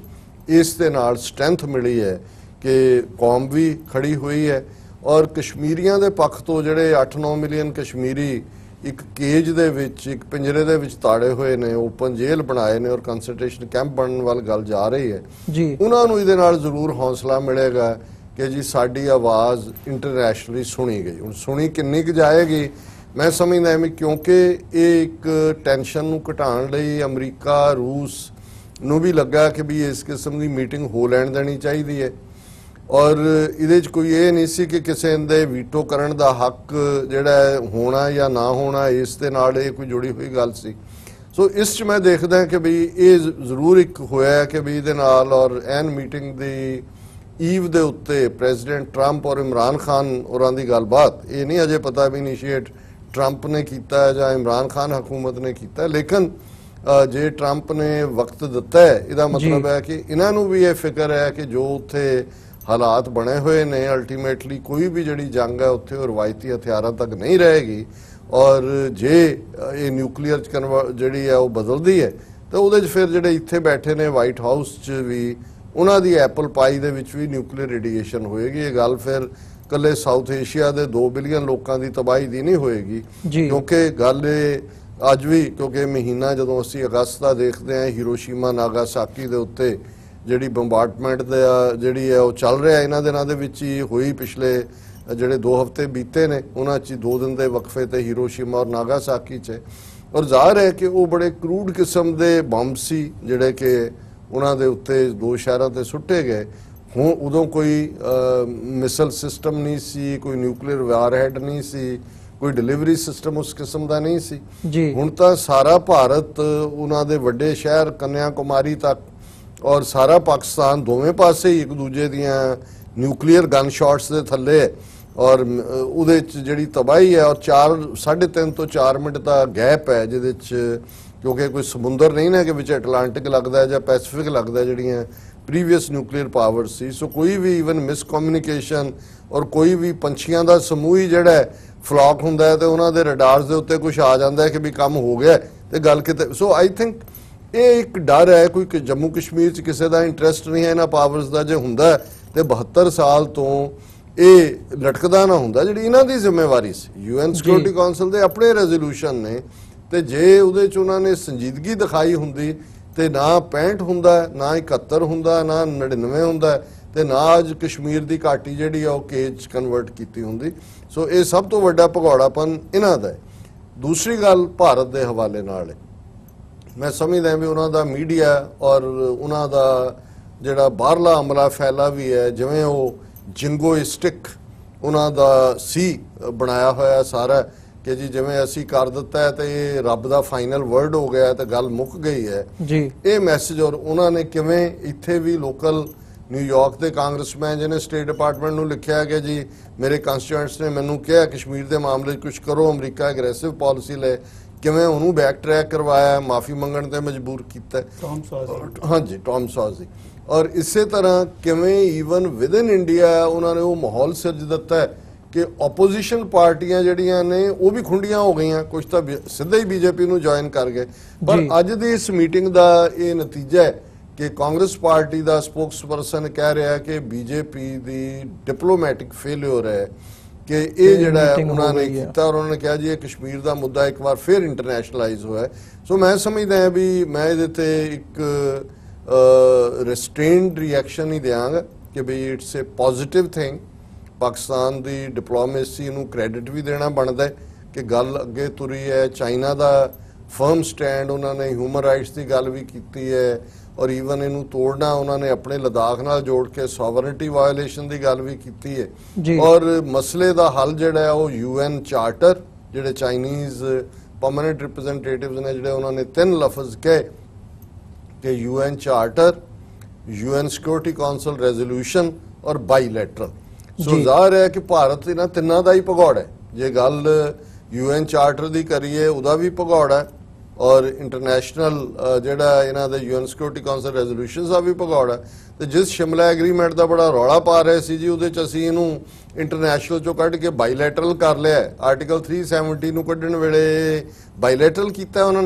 ਉਹਨਾਂ ਨੇ ਤਾਂ ਯੂਨੀਲੈਟਰਲ ਕੀ, ਈਵਨ ਜਿਹੜੀ ਸਬੰਧਤ ਧਿਰਾਂ ਨੇ ਜਿਹੜੇ ਕਿ ਉਹਦੇ 'ਚ ਜਿਹਨਾਂ ਨੂੰ ਤੁਸੀਂ ਸਟੇਕ ਹੋਲਡਰ ਕਹਿੰਦੇ ਹੋ, ਸਟੇਕ ਹੋਲਡਰ ਜੰਮੂ ਕਸ਼ਮੀਰ, ਔਰ ਉਹਨਾਂ 'ਚ ਵੀ ਜਿਹੜੇ ਉਹਨਾਂ ਦੇ ਟੁੱਚੇ ਜਿਹੜੇ ਪ੍ਰੋ ਇੰਡੀਆ ਸਟੈਂਸ ਵਾਲੇ ਉਹ PDP ਹੋਏ ਜਾਂ ਫਾਰੂਕ ਅਬਦੁੱਲਾ ਦੀ ਨੈਸ਼ਨਲ ਕਾਨਫਰੰਸ ਹੋਏ ਜਾਂ ਈਵਨ ਕਾਂਗਰਸ ਹੋਏ, ਉਹ ਸਾਰੇ ਜੇਲ੍ਹਾਂ ਦੇ ਅੰਦਰ ਤਾੜੇ ਹੋਏ ਨੇ। ਸੋ ਆਲਰੇਡੀ ਜਿਹੜੀ ਇਹ ਬਿਲਕੁਲ ਆਈਨੀ ਗੁੰਡਾਗਰਦੀ ਔਰ ਔਨ ਦਾ ਗਰਾਊਂਡ ਗੁੰਡਾਗਰਦੀ ਕਰ ਰਹੇ ਸੀ। ਘੱਟੋ ਘੱਟ ਇਹਦੇ ਨਾਲ ਔਰ ਜਿਹੜਾ ਇੰਟਰਸਟ ਇੰਟਰਨੈਸ਼ਨਲ ਕਮੇਟੀ ਦਾ ਬਣਿਆ, ਅਸੀਂ ਦੇਖਦੇ ਹਾਂ ਨਿਊਯਾਰਕ ਟਾਈਮਜ਼ ਹੋਏ, ਵਾਸ਼ਿੰਗਟਨ ਪੋਸਟ ਹੋਏ, ਗਾਰਡੀਅਨ ਹੋਏ ਔਰ BBC। ਹਾਲਾਂ ਜਦੋਂ ਸਿੱਖ ਇਸ਼ੂਜ਼ ਦੀ ਗੱਲ ਆਈ, it is by and large BBC Indira Gandhi ਦੇ ਹੱਕ 'ਚ ਹੀ ਭੁਗਤਿਆ ਸੀ। ਉਹਨਾਂ ਦਾ ਉਹ ਮਾਰਕ ਟੱਲੀ ਉੱਥੇ ਬੈਠਾ ਹੋਇਆ ਸੀ ਜੀ ਦਿੱਲੀ ਦੇ ਵਿੱਚ BBC ਬਿਊਰੋ ਚੀਫ। ਪਰ ਇਸ ਵਾਰ ਜਿਹੜਾ ਪਹਿਲਾ ਝੂਠ ਜਿਹੜਾ ਮੌਕੇ ਤੇ ਫੜਿਆ ਗਿਆ, ਜਿਹੜਾ ਪਿਛਲੀ ਜੁਮੇ ਦੀ ਨਮਾਜ਼ ਦੇ ਵੇਲੇ ਉਸ ਦਿਨ ਪਿਛਲੇ ਫਰਾਈਡੇ ਜਦੋਂ 10,000 ਤੋਂ ਜ਼ਿਆਦਾ ਲੋਕ ਬਾਹਰ ਨਿਕਲੇ ਔਰ ਇਹਨਾਂ ਨੇ ਪੈਲਟ ਗਨਸ ਔਰ ਟੀਅਰ ਗੈਸ ਦਾ ਇਸਤੇਮਾਲ ਕੀਤਾ, BBC ਨੇ ਆਪਣੀ ਸ਼ਾਰਟ ਡਾਕੂਮੈਂਟਰੀ ਇਹਦੇ ਦੇ ਉੱਤੇ ਜਿਹੜੀ ਖਬਰ ਦਿੱਤੀ ਔਰ ਇੰਡੀਆ ਬਿਲਕੁਲ ਡਿਨਾਈਲ ਚਲਾ ਗਿਆ ਵੀ ਬਿਲਕੁਲ ਝੂਠ ਹੈ, ਕੁਝ ਨਹੀਂ ਹੋਇਆ। ਉਹਨੂੰ ਵਾਪਸ ਲੈਣਾ ਪਿਆ, ਥੁੱਕਿਆ ਚੱਟਣਾ ਪਿਆ ਵਾਪਸ। ਸੋ ਮੈਂ ਸਮਝਦਾ ਹਾਂ ਵੀ ਇਸ ਸਾਰੇ ਦੇ ਨਾਲ ਜਿਹੜਾ ਮੀਡੀਆ ਦਾ ਰੋਲ ਵੀ ਹੈ ਉਹ ਪੋਜ਼ਿਟਿਵ ਹੈ। ਕਸ਼ਮੀਰ ਇਸ਼ੂ ਜ਼ਰੂਰ ਹਾਈਲਾਈਟ ਹੋਇਆ, ਪਰ ਮੈਂ ਕਮੈਂਟ ਨੂੰ ਕਨਕਲੂਡ ਕਰਾਂ ਕਿ ਆਪਣੀ ਲੜਾਈ ਆਪ ਲੜਨੀ ਪਏਗੀ। ਜੇ ਕੋਈ ਇਸ 'ਚੋਂ ਇਹ ਹੋਪ ਕਰਨ ਲੱਗ ਜਾਏ ਕਿ ਜੀ ਨੈਕਸਟ ਜਿਹੜੀ formal meeting UN security council ਦੀ ਹੋਏਗੀ ਉਹਦੇ 'ਚ ਉਹ ਆਪਣੇ ਮਤਿਆਂ ਦੇ ਉੱਤੇ ਆ ਕੇ ਜਿਹੜਾ ਉਹ ਕਹਿਣਗੇ ਜੀ ਠੀਕ ਹੈ ਹੁਣ ਜੰਮੂ ਕਸ਼ਮੀਰ 'ਚੋਂ ਜਿਹੜਾ ਉਹ ਹਟ ਜਾਏਗੀ ਦੋਨੋਂ ਪਾਸਿਓਂ ਔਰ ਉੱਥੇ ਪ੍ਰੈਬਿਸ ਨਹੀਂ, ਇਵੇਂ ਨਹੀਂ ਹੋਣਾ। ਉਦੋਂ ਰਸ਼ੀਆ ਵੀਟੋ ਕਰੇਗਾ ਔਰ ਜ਼ਾਹਰ ਹੈ ਅਮਰੀਕਾ ਵੀ ਜਿਹੜਾ ਹੈ ਇਸ ਸਾਰੇ ਨੂੰ ਜਿੱਥੇ ਡਾਇਰੈਕਟ ਕਨਫਰੰਟੇਸ਼ਨ 'ਚੋਂ ਕੱਢਣਾ ਚਾਹੁੰਦਾ ਹੈ ਕਿ ਵੀ ਕੋਈ ਜੰਗ ਤੱਕ ਨਾ ਜਾਏ। ਇਹਨੂੰ ਆਪਣਾ ਫਿਕਰ ਹੈ ਕਿ ਜਿਹੜੀਆਂ ਅਫਗਾਨਿਸਤਾਨ 'ਚੋਂ ਫੋਰਸਿਸ ਵਿਦਡਰਾ ਕਰਨ ਦੇ ਲਈ ਨੈਗੋਸ਼ੀਏਸ਼ਨਸ ਚੱਲ ਰਹੀਆਂ ਨੇ ਫਾਈਨਲ ਸਟੇਜ ਦੇ ਉੱਤੇ, ਹਾਲਾਂ ਉਹਨੂੰ ਵੀ ਸੈਬੋਟਾਜ ਕਰਨ ਲਈ ਇੰਡੀਆ ਨੇ ਕੱਲਾ ਕਸ਼ਮੀਰ ਵੀ ਉਹਨੂੰ ਸੈਬੋਟਾਜ ਕਰਨ ਲਈ ਇੱਕ ਪਾਰਟ ਸੀ। ਅੱਜ ਇੱਕ ਖਬਰ ਕਿ ਪਾਕਿਸਤਾਨ ਦੀ ਇੱਕ ਮਸਜਿਦ ਦੇ ਵਿੱਚ ਜਿੱਥੇ ਬੰਬ ਬਲਾਸਟ ਕੀਤਾ ਗਿਆ ਹੈ ਔਰ ਟਾਈਮ ਬੰਬ ਸੀ, ਉੱਥੇ ਜਿਹੜਾ ਮੁਜ਼ਾਕਰਾਤ ਦੇ ਵਿੱਚ ਤਾਲਿਬਾਨ ਵੱਲੋਂ ਸ਼ਾਮਲ ਇੱਕ ਲੀਡਰ ਹੈ ਉਹਦਾ ਭਰਾ ਮਾਰਿਆ ਗਿਆ। ਹਾਲਾਂ ਉਹ ਜਿਹੜਾ ਲੀਡਰ ਹੈ ਉਹ ਵੀ ਉਸੇ ਹੀ ਮਸਜਿਦ ਦੇ ਵਿੱਚ ਆਉਂਦਾ ਸੀ, ਉਸ ਦਿਨ ਉਹ ਨਹੀਂ ਆਇਆ। ਸੋ ਜ਼ਾਹਰ ਹੈ ਵੀ ਇਹ ਜਿਹੜੀ ਸੈਬੋਟਾਜਿੰਗ ਲਾਈਨ ਹੈ ਇੰਡੀਅਨ ਏਜੰਸੀ ਰॉ ਔਰ ਜਿਹੜੇ ਹੋਰ ਵੀ ਸਟੇਕ ਹੋਲਡਰ ਜਿਨ੍ਹਾਂ ਨੂੰ ਸੈਬੋਟਾਜ ਸੂਟ ਕਰਦਾ ਉਹ ਇਸ ਕਿਸਮ ਦੀਆਂ ਕਾਰਵਾਈਆਂ ਵੀ ਕਰ ਰਹੇ ਨੇ। ਸੋ ਕੁੱਲ ਮਿਲਾ ਕੇ ਇਹਨੂੰ ਮੈਂ ਜੇ ਨੰਬਰ ਦੇਣੇ ਹੋਣ ਤਾਂ ਮੈਂ ਇਹ ਜ਼ਰੂਰ ਕਹਾਂਗਾ ਕਿ ਵੀ ਇਹ ਪੋਜ਼ਿਟਿਵ ਸਟੈਪ ਇਹਨੂੰ ਕਿਹਾ ਜਾ ਸਕਦਾ ਕਿ ਗੱਲ ਥੋੜੀ ਬਹੁਤ ਕਿਤੇ ਅੱਗੇ ਵਧੀ ਹੈ, ਪਰ ਇਹਦੇ ਚੋਂ ਸੋਲੂਸ਼ਨ ਨਹੀਂ ਨਿਕਲਣਾ ਹੈ, ਉਹ ਆਪਣੀ ਲੜਾਈ ਆਪ ਹੀ ਲੜਨੀ ਪਏਗੀ। ਜੀ ਮਲਿਕ ਸਾਹਿਬ, ਜਿਵੇਂ ਇਹ ਸਾਰੀ ਗੱਲਬਾਤ ਦੇ ਦੌਰਾਨ ਇੱਕ ਜਿਹੜਾ ਪੋਜ਼ਿਟਿਵ ਸਟੈਪ ਚੀਨ ਦਾ ਪਾਕਿਸਤਾਨ ਦੀ ਕੰਪਲੀਟਲੀ ਹਮਾਇਤ ਤੇ ਆਉਣਾ ਹੈ ਤੇ ਸੋਲੂਸ਼ਨ ਦੀ ਗੱਲ ਮਤਲਬ ਡਾਕਟਰ ਸਾਹਿਬ ਨੇ ਕਿਹਾ ਵੀ ਨਹੀਂ ਨਿਕਲਣ ਦੀ ਉਮੀਦ ਹੈਗੀ, ਪਰ ਜੇ ਕਰਨੀ ਹੋਵੇ ਤਾਂ ਚਾਈਨਾ ਨੇ ਜਿੱਥੇ ਯੂਨਾਈਟਿਡ ਨੇਸ਼ਨਸ ਦੇ ਚਾਰਟਰ ਦੀ ਗੱਲ ਕੀਤੀ ਹੈ, ਯੂਨਾਈਟਿਡ ਨੇਸ਼ਨਸ ਦੇ ਰੈਜ਼ੋਲੂਸ਼ਨਸ ਕਸ਼ਮੀਰ ਦੇ ਉੱਤੇ ਕਿ ਪਲੈਬਿਸਾਈਟ ਹੋਣਾ ਚਾਹੀਦਾ, ਰੈਫਰੈਂਡਮ ਲੋਕਾਂ ਤੋਂ ਪੁੱਛਣਾ ਚਾਹੀਦਾ ਉਹ ਕੀ ਚਾਹੁੰਦੇ ਆ। ਤੇ ਨਾਲ ਹੀ ਜਦੋਂ ਅਸੀਂ ਦੇਖਦੇ ਹਾਂ ਵੀ ਇਹ ਜਿਹੜਾ ਇਸ਼ੂ ਹੈ ਇੰਟਰਨੈਸ਼ਨਲਾਈਜ਼ ਹੋਇਆ, ਬਾਇਲੇਟਰਲ ਇੰਡੀਆ ਤੇ ਪਾਕਿਸਤਾਨ ਦੋਵੇਂ ਇਹਦੇ ਵਿੱਚ ਇਨਵੋਲਵਡ ਨੇ, ਉਹ ਵੀ ਗੱਲ ਇੰਟਰਨਲ ਮੈਟਰ ਇੰਡੀਆ ਦਾ ਜਿਹੜਾ ਕਲੇਮ ਹੈ ਉਹਦੇ ਤੋਂ ਹਟ ਕੇ ਚਾਈਨਾ ਨੇ ਕੀਤੀ ਹੈ। ਸੋ ਜਿਹੜਾ ਇਹ ਚਾਈਨਾ ਦਾ ਪਾਕਿਸਤਾਨ ਦੀ ਕੰਪਲੀਟਲੀ ਹਮਾਇਤ ਕਰਨਾ, ਇਸ ਸਟੈਪ ਨੂੰ ਤੁਸੀਂ ਕਿਵੇਂ ਦੇਖਦੇ ਹੋ? ਕਿ ਆਉਣ ਵਾਲੇ ਸਮੇਂ ਦੇ ਵਿੱਚ ਕਸ਼ਮੀਰ ਇਸ਼ੂ ਨੂੰ ਲੈ ਕੇ ਇਹ ਕਿੰਨਾ ਕੁ ਹੈਲਪਫੁਲ ਹੋ ਸਕਦਾ? ਦੇਖੋ, ਮੈਂ 3 ਦਿਨ ਪਹਿਲੇ ਡਾਕਟਰ ਸਾਹਿਬ ਦੇ ਨਾਲ ਤੁਹਾਡੇ ਹੀ ਪ੍ਰੋਗਰਾਮ ਦੇ ਅੰਦਰ ਇੱਕ ਗੱਲ ਹੋ ਰਹੀ ਸੀ ਤੇ ਮੈਂ ਕਿਹਾ ਸੀ ਕਿ ਚਾਈਨਾ ਚੂੰਕਿ ਉਹ ਵੀ ਕਸ਼ਮੀਰ ਦੀ ਘੱਟ ਤੋਂ ਘੱਟ 12 ਤੋਂ 16% ਜਿਹੜਾ ਲੱਦਾਖ ਦੇ ਨਾਲ ਦਾ ਏਰੀਆ ਚਾਈਨਾ ਉੱਥੇ ਬੈਠਾ ਹੋਇਆ ਹੈ ਔਰ ਚਾਈਨਾ ਨੂੰ ਵੀ ਪਤਾ ਹੈ ਕਿ ਚਾਈਨਾ ਨਹੀਂ ਚਾਹੁੰਦਾ ਕਿ ਕਸ਼ਮੀਰ ਦਾ ਜਿਹੜਾ ਕੋਈ ਅਗਰ ਲੋਕ ਮਗਰਬ ਜਿਹੜਾ ਹੈ ਉਹ ਇਹ ਪਬਲਿਕ ਓਪੀਨੀਅਨ ਨੂੰ ਬੜਾਵਾ ਦੇ ਰਿਹਾ ਹੈ ਕਿ ਥਰਡ ਆਪਸ਼ਨ, ਜਿਹਦਾ ਮਤਲਬ ਹੈ ਕਿ ਨਾ ਇੰਡੀਆ ਦੇ ਪਾਸੇ ਨਾ ਪਾਕਿਸਤਾਨ ਪਾਸੇ ਬਲਕਿ ਕਸ਼ਮੀਰ ਨੂੰ ਇੱਕ ਖੁਦ ਮੁਖਤਾਰ ਬਫਰ ਜ਼ੋਨ ਬਣਾ ਦਿੱਤਾ ਜਾਏ। ਤੇ ਅਮਰੀਕਾ ਚਾਹੇਗਾ ਅਗਰ ਇਸ ਕਿਸਮ ਦਾ ਕੋਈ ਸਿਲਸਿਲਾ ਹੋਏ ਤੇ ਅਮਰੀਕਾ ਜਾ ਕੇ ਉੱਥੇ ਬਹਿਣਾ ਪਸੰਦ ਕਰੇਗਾ ਬਫਰ ਜ਼ੋਨ ਦੇ ਅੰਦਰ, ਤੇ ਅੱਗੋਂ ਤਾਂ ਕਿ ਉਹ ਰਸ਼ੀਆ ਤੇ ਚਾਈਨਾ ਤੇ ਹੋਰ ਜਿਹੜੇ ਮਾਮਲਾਤ ਸੈਂਟਰਲ ਏਸ਼ੀਆ ਯਾਨੀ ਏਸ਼ੀਆ ਦੇ ਉਹਨਾਂ ਨੂੰ ਵੇਖੇ। ਲੇਕਿਨ ਚੂੰਕਿ ਚਾਈਨਾ ਹੁਣ ਚਾਈਨਾ ਨੇ ਤਕਰੀਬਨ ਕੋਈ $300 ਬਿਲੀਅਨ ਦੀ ਇਨਵੈਸਟਮੈਂਟ ਪਾਕਿਸਤਾਨ ਤੇ ਨਾਰਦਰਨ ਰੂਟ ਜਿਹੜੇ ਉਹਨੇ ਬਣਾਏ ਆ ਪੈਕ ਦੇ, ਜਿਹੜੇ ਕਿ ਯੂਰਪ ਵੀ ਜਾ ਰਹੇ ਆ, ਉਹ $300-400 ਬਿਲੀਅਨ ਆਲਰੇਡੀ ਲਾ ਚੁੱਕਿਆ ਹੈ ਔਰ ਉਹ ਕਮੋ ਬੇਸ਼ $1 ਟ੍ਰਿਲੀਅਨ ਉਹਦਾ ਇਰਾਦਾ ਹੈ ਕਿ ਆਉਣ ਵਾਲੇ 20 ਤੋਂ 30 ਸਾਲਾਂ ਦੇ ਅੰਦਰ ਇਹ ਜਿਹੜੇ ਰੂਟਸ ਆ ਇਹਦੇ ਨਾਲ ਬਣਾਏਗਾ। ਉੱਥੇ ਚਾਈਨੀਜ਼ ਬਿਜ਼ਨਸਮੈਨ ਲਾਜ਼ਮੀ ਗੱਲ ਹੈ ਉਹ ਵੀ ਉੱਥੇ ਅਪਰੋਚ ਕਰਾਂਗੇ, ਉਹ ਵੀ ਉੱਥੇ ਆਪਣਾ ਕੋਈ ਫੈਕਟਰੀਆਂ ਲਾਵਾਂਗੇ। बेशक पाकिस्तान को भी रोज़गार मिलेगा, लेकिन चाइना एक लॉन्ग टर्म प्रोसेस के अंदर है, इस वेले वो जंग नहीं करना चाहता, लेकिन वो भारत को फ्री हैंड भी नहीं देना चाहता। तो यही वजह सी कि 11 दिन के अंदर जिथे ऑर्गेनाइजेशन ऑफ इस्लामिक कंट्रीज़ ने पाकिस्तान वास्ते कोई बयान नहीं दिता, जिथे सऊदी अरब ने $75 बिलियन की इन्वेस्टमेंट अंबानी रिलायंस ग्रुप तो कर ली, जिथे UAE ने इन्हां दी तकरीबन साल की कमोबेश 100 तो 125 बिलियन की ट्रेड है भारत दे नाल, ते ओ नहीं चाहते कि यानी ना ਇਸ ਪੋਜੀਸ਼ਨ ਦੇ ਅੰਦਰ ਨਹੀਂ ਹੈ ਕਿ ਉਹ ਪਾਕਿਸਤਾਨ ਦੇ ਨਾਲ ਖੜੇ ਹੋਣ। ਔਰ ਪਾਕਿਸਤਾਨ ਨੂੰ ਇਹ ਗੱਲ 11 ਦਿਨ ਦੇ ਅੰਦਰ ਸਮਝ ਆ ਗਈ ਹੈ ਕਿ ਆਪਣੀ ਲੜਾਈ, ਜਿਸ ਤਰ੍ਹਾਂ ਡਾਕਟਰ ਸਾਹਿਬ ਨੇ ਕਿਹਾ, ਖੁਦ ਲੜਨੀ ਪੈਗੀ। ਔਰ ਪਾਕਿਸਤਾਨ ਵਾਸਤੇ ਚਾਈਨਾ ਦੇ ਬਾਅਦ ਅਮਰੀਕਾ, ਕਿਉਂਕਿ ਅਮਰੀਕਾ ਸਾਡੀ ਫਸਟ ਪ੍ਰਾਇੋਰਟੀ ਰਿਹਾ ਸ਼ੁਰੂ ਤੋਂ ਜਦੋਂ ਦਾ ਪਾਕਿਸਤਾਨ ਬਣਿਆ, ਚਾਹੇ 50s ਦੇ ਅੰਦਰ ਤੁਸੀਂ ਸੀਟੋ ਸੈਂਟੋ ਮੁਆਹਦੇ ਵੇਖ ਲਓ, ਜਾਂ ਉਹਦੇ ਬਾਅਦ 1979 ਦੇ ਬਾਅਦ ਜਿਸ ਤਰ੍ਹਾਂ ਅਸੀਂ ਸੋਵੀਅਤ ਯੂਨੀਅਨ ਨੂੰ ਅਸੀਂ ਡਿਸਇੰਟੀਗ੍ਰੇਟ ਕੀਤਾ। ਅਮਰੀਕਾ ਉਸ ਵੇਲੇ ਸਾਡੇ ਨਾਲ ਸੀ, ਸਾਨੂੰ $3 ਬਿਲੀਅਨ ਦੀ ਇਮਦਾਦ ਵੀ ਮਿਲਦੀ ਸੀ, ਹੋਰ ਵੀ ਬਹੁਤ ਕੁਝ ਮਿਲਦਾ ਸੀ। ਤੇ ਪਾਕਿਸਤਾਨ ਨੇ ਹਮੇਸ਼ਾ ਆਪਣੀ ਜਿਹੜੀ ਫੋਰਨ ਪਾਲਿਸੀ ਹੈ ਉਹ ਅਮਰੀਕਾ, ਸਾਊਦੀ ਅਰਬ ਤੇ ਚਾਈਨਾ ਨੂੰ ਸਾਹਮਣੇ ਰੱਖ ਕੇ ਰੱਖੀ ਹੈ। ਇਹ ਤਿੰਨੋਂ ਹੀ ਮੁਲਕ ਜਿਹੜੇ ਆ ਉਹ ਪਾਕਿਸਤਾਨ ਦੇ ਨਾਲ ਰਹੇ। ਲੇਕਿਨ ਇਸ ਵੇਲੇ ਇਸ ਮੁੱਦੇ ਤੇ ਕਸ਼ਮੀਰ ਦੇ ਜਦੋਂ ਦਾ ਇੰਡੀਆ ਨੇ ਧਾਰਾ 370 ਖਤਮ ਕੀਤੀ ਤੇ ਉਹਨੇ ਕਿਹਾ ਕਿ ਇਹ ਮੇਰਾ ਇੰਟਰਨਲ ਮੈਟਰ ਹੈ, ਉਹਦੇ ਅੰਦਰ ਨਾ ਕਿਸੇ ਮੁਸਲਿਮ ਕਿਸੇ ਮੁਲਕ ਦਾ ਖਾਸ ਤੌਰ ਤੇ ਜਿਹੜੇ ਖਲੀਜੀ ਮਮਾਲਕ ਆ, ਜਿਹੜੇ ਮਾਲਦਾਰ ਛੋਟੇ ਛੋਟੇ ਮੁਲਕ ਆ, Saudi Arab, Kuwait, Bahrain, Qatar, ਅਮਾਨ ਤੇ ਯੂਨਾਈਟਿਡ ਅਰਬ ਐਮਰੇਟ, ਇਹਨਾਂ ਨੇ ਚੁੱਪ ਦਾ ਰੋਜ਼ਾ ਰੱਖਿਆ ਹੋਇਆ ਸੀ ਤੇ ਪਾਕਿਸਤਾਨ ਨੂੰ ਤਸ਼ਵੀਸ਼ ਹੋਈ। ਲੇਕਿਨ ਚਾਈਨਾ ਨੇ ਵੀ ਜਿਹੜੇ ਪਾਕਿਸਤਾਨ ਦੇ ਨਾਲ ਜਿਸ ਤਰ੍ਹਾਂ ਕਹਿੰਦੇ ਆ ਕਿ ਯਾਨੀ ਓਸ਼ਨ ਡਾਈ ਰਿਲੇਸ਼ਨ ਆ, ਉਹਦਾ ਪਾਸ ਕਰਦੇ ਹੋਏ ਆਪਣੀ ਵੀ ਜਿਹੜੀ ਉੱਥੇ ਗੁੱਡਵਿਲ ਹੈ ਉਹਨੂੰ ਵੀ ਬਰਕਰਾਰ ਰੱਖਦੇ ਹੋਏ ਇਹ ਜਿਹੜੀ ਅੱਜ ਦੀ ਰਸਮੀ ਏਜੰਡਾ ਸੀ, ਜੇ ਡਾਕਟਰ ਸਾਹਿਬ ਨੇ ਜਿਹਦੇ ਬਾਰੇ ਵਿੱਚ ਬਿਲਕੁਲ ਸੱਚ ਕਿਹਾ ਕਿ ਉਹਦੇ ਕੋਈ ਮਿੰਟਸ ਵੀ ਨਹੀਂ ਹੋਣੇ, ਉਹਦਾ ਕੋਈ ਰੈਕਰਡ ਵੀ ਨਹੀਂ ਹੋਣਾ। ਲੇਕਿਨ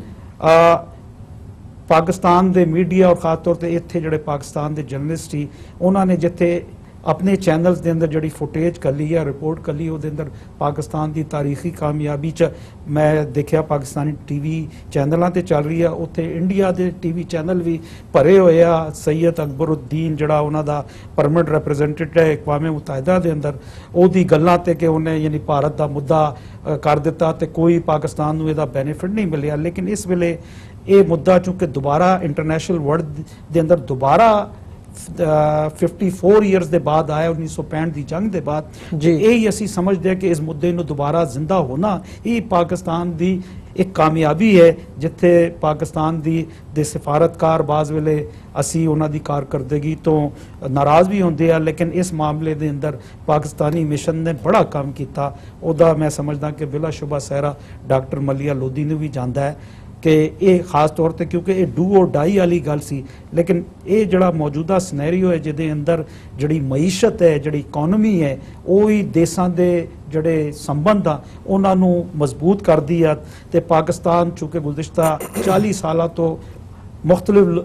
ਜੰਗਾਂ ਦੇ ਅੰਦਰ ਪਿਆ ਹੈ, ਉਹਦੀ ਆਪਣੀ ਕੋਈ ਜੰਗ ਨਹੀਂ ਸੀ, ਲੇਕਿਨ ਉਹਦੀ ਵਜ੍ਹਾ ਨਾਲ ਸਾਡੀ ਚੂੰਕਿ ਇਕਨੋਮੀ ਡਿਰੇਲ ਹੋ ਗਈ, ਕੁਝ ਸਿਸਟਮ ਇਸ ਤਰ੍ਹਾਂ ਦਾ ਨਹੀਂ ਬਣ ਸਕਿਆ, ਕੁਝ ਕਰਪਸ਼ਨ ਯਾਨੀ ਮੰਜ਼ਰ ਦੇ ਅੰਦਰ ਆਈ ਤੇ ਪਾਕਿਸਤਾਨ ਜਿਹੜੀ ਕੌਮ ਬੜੀ ਜਜ਼ਬਾਤੀ ਤੇ ਬੜੀ ਮਿਹਨਤੀ ਹੈ, ਲੇਕਿਨ 40 ਵਰਿਆਂ ਦੇ ਅੰਦਰ ਸਾਡੀ ਇਕਨੋਮੀ ਜੋ ਡਿਰੇਲ ਹੋਈ। ਤੇ ਅੱਜ ਦੇ ਜ਼ਮਾਨੇ ਦੇ ਅੰਦਰ ਅਗਰ ਤੁਸੀਂ ਇਕਨੋਮਿਕ ਤੌਰ ਤੇ ਮਜ਼ਬੂਤ ਨਹੀਂ ਹੋ ਤੇ ਤੁਹਾਡੀ ਗੱਲ ਤੁਹਾਡਾ ਗਵਾਂਢੀ ਤੇ ਦੂਰ ਦੀ ਗੱਲ ਹੈ, ਕੋਈ ਵੀ ਨਹੀਂ ਸੁਣਦਾ। ਤੇ ਪਾਕਿਸਤਾਨ ਨੂੰ ਇਹ ਕੋਸ਼ਿਸ਼ ਕਰਨੀ ਚਾਹੀਦੀ ਹੈ। ਲੇਕਿਨ ਜਿਸ ਤਰ੍ਹਾਂ ਇੰਡੀਆ ਦਾ ਜਿਹੜਾ ਡਿਫੈਂਸ ਮਿਨਿਸਟਰ ਨੇ ਬਿਆਨ ਦਿੱਤਾ ਸੀ ਕਿ ਅਸੀਂ ਇਹ ਸੋਚਾਂਗੇ ਕਿ ਅਸੀਂ ਨਿਊਕਲੀਅਰ ਇਸਤੇਮਾਲ ਕਰਨਾ ਹੈ, ਤੇ ਉਸ ਤੇ ਅੱਜ ਫਿਰ ਪਾਕਿਸਤਾਨ ਦੇ ਅੰਦਰ ਗਮੋ ਗੁੱਸਾ ਸੀ। ਤੇ ਮੈਂ ਸਮਝਦਾ ਕਿ ਇੰਡੀਆ ਵਾਲੇ ਤੇ ਇਹ ਸੋਚਾਂਗੇ ਕਿ ਉਹਨਾਂ ਨੇ ਇਹ ਵਰਤਣਾ ਹੈ ਜਾਂ ਨਹੀਂ ਵਰਤਣਾ, ਸਾਡੇ ਕੋਲ ਤੇ ਕੋਈ ਚੁਆਇਸ ਹੋਣੀ ਨਹੀਂ ਹੈ, ਸਾਡੇ ਲੋਕਾਂ ਨੇ ਤੇ ਇਹ ਸੋਚਣਾ ਵੀ ਨਹੀਂ ਹੈ। ਤੇ ਮੈਂ ਸਮਝਦਾ ਇਸ ਕਿਸਮ ਦੀ ਇੰਡੀਆ ਦੇ ਡਿਫੈਂਸ ਮਿਨਿਸਟਰ ਦੀ ਜਿਹੜੀ ਸਟੇਟਮੈਂਟ ਹੈ ਉਹ ਮੈਚੁਰ ਸਟੇਟਮੈਂਟ, ਡਿਪਲੋਮੈਟਿਕ ਤੇ ਇੰਟਰਨੈਸ਼ਨਲ ਜਿਹੜਾ ਵਰਲਡ ਹੈ ਉਹਦੇ ਵਾਸਤੇ ਖਤਰੇ ਦੀ ਅਲਾਮਤ ਹੈ। ਇਸ ਚੀਜ਼ ਨੂੰ ਮੈਂ ਸਮਝਦਾ ਕਿ ਖਤਮ ਕਰਨਾ ਚਾਹੀਦਾ ਤੇ ਇੰਡੀਆ ਨੂੰ ਦੁਬਾਰਾ ਟੇਬਲ ਆ ਕੇ ਇਹ ਚੀਜ਼ ਤੇ ਬਹਿਣਾ ਪਏਗਾ। ਹੁਣ ਮੈਂ ਸਮਝਦਾ ਪਲੈਸੀਸਾਈਡ ਜਾਂ ਰੈਫਰੈਂਡਮ ਜਿਹੜਾ ਹੈ ਉਹ ਹੀ ਮਕਬੂਜ਼ਾ ਕਸ਼ਮੀਰ ਦੀ ਆਵਾਜ਼ ਹੈ। ਜੀ ਡਾਕਟਰ ਸਾਹਿਬ, ਗੱਲ ਕਰੀਏ ਇੰਡੀਆ ਤੇ ਪਾਕਿਸਤਾਨ ਦੇ ਰਿਲੇਸ਼ਨਸ ਦੀ, ਜਿਵੇਂ ਹਮੇਸ਼ਾ ਹੀ ਇੰਟਰਨੈਸ਼ਨਲ ਵਰਲਡ ਵੱਲੋਂ ਵੀ ਜਾਂ ਜਿਹੜੇ UN ਵੱਲੋਂ ਵੀ ਇਹ ਗੱਲ ਕਹੀ ਜਾਂਦੀ ਹੈ ਵੀ ਜਿਹੜਾ ਕਸ਼ਮੀਰ ਹੈ ਉਹ ਨਿਊਕਲੀਅਰ ਫਲੈਸ਼ ਪੁਆਇੰਟ ਆ। ਤੇ ਅੱਜ ਜਦੋਂ Rajnath Singh defence minister India ਦੇ, ਇਹ ਗੱਲ ਉਹਨਾਂ ਵੱਲੋਂ ਕਹੀ ਗਈ ਹੈ ਵੀ ਇੰਡੀਆ ਜਿਹੜੀ ਆਪਣੀ ਪਾਲਿਸੀ ਹੈ ਪਹਿਲਾਂ ਨਾ ਯੂਜ਼ ਕਰਨ ਦੀ ਨਿਊਕਲੀਅਰ ਹਥਿਆਰ, ਉਹਨੂੰ ਆਉਣ ਵਾਲੇ ਸਮੇਂ ਦੇ ਵਿੱਚ ਰੀਕਨਸੀਡਰ ਕਰ ਸਕਦਾ ਹੈ ਤੇ ਹਾਲਾਤਾਂ ਤੇ ਡਿਪੈਂਡ ਕਰੇਗਾ ਕਿ ਪਹਿਲਾਂ ਅਸੀਂ ਯੂਜ਼ ਕਰਨਾ ਨਿਊਕਲੀਅਰ ਹਥਿਆਰ ਜਾਂ ਨਹੀਂ ਕਰਨਾ। ਸੋ ਮਤਲਬ ਇਹ ਸਟੇਟਮੈਂਟ ਆਪਣੇ ਆਪ ਦੇ ਵਿੱਚ ਇਹਦੀ ਬੜੀ ਅਹਿਮੀਅਤ ਹੈ, ਬੜੇ ਮਾਇਨੇ ਰੱਖਦੀ ਹੈ। ਕੀ ਕਹਿਣਾ ਚਾਹੋਗੇ ਇਸ ਬਾਰੇ? ਦੇਖੋ, ਪਹਿਲਾ ਟੌਪਿਕ ਸ਼ਾਇਦ ਅਸੀਂ ਪੂਰੀ ਤਰ੍ਹਾਂ ਦੋਨਾਂ ਨੇ ਸੀਲ ਨਹੀਂ ਕੀਤਾ ਜਿਹੜੀ ਸਿਕਿਉਰਿਟੀ ਕੌਂਸਲ ਦੇ ਹਵਾਲੇ ਨਾਲ ਜਿਹੜੀ ਗੱਲ ਹੋਈ ਹੈ। ਔਰ ਜੇ ਇਹ ਨਿਊਕਲੀਅਰ ਵਾਲੀ ਸਟੇਟਮੈਂਟ ਜਿਹੜੀ ਰਾਜਨਾਥ ਸਿੰਘ ਨੇ ਵਾਜਪਾਈ ਬਾਰੇ ਪਹਿਲਾਂ ਕਿਹਾ ਜੀ ਅਟਲ ਜੀ ਬਹੁਤ ਸਾਡੇ ਵੱਡੇ ਇਨਸਾਨ ਸੀ ਔਰ ਉਹਨਾਂ ਨੇ ਨੋ ਫਸਟ ਯੂਜ਼ ਦੀ ਕਮਿਟਮੈਂਟ ਕੀਤੀ ਸੀ ਔਰ ਹੁਣ ਔਰ ਪੋਖਰਾਨ 'ਚ ਜਾ ਕੇ ਉਹਨੇ ਗੱਲ ਕਹੀ ਉਹਨੇ ਕਿਹਾ ਕਿ ਜੀ ਹੁਣ ਕਿਉਂਕਿ ਹਾਲਾਤ ਜਿਸ ਕਿਸਮ ਦੇ ਨੇ ਅਸੀਂ ਇਸ ਦੇ ਬਾਰੇ ਰੀਕਨਸੀਡਰ ਕਰਾਂਗੇ, ਦੁਬਾਰਾ ਸੋਚਾਂਗੇ। ਇਹਦਾ ਮਤਲਬ ਇਹ ਹੈ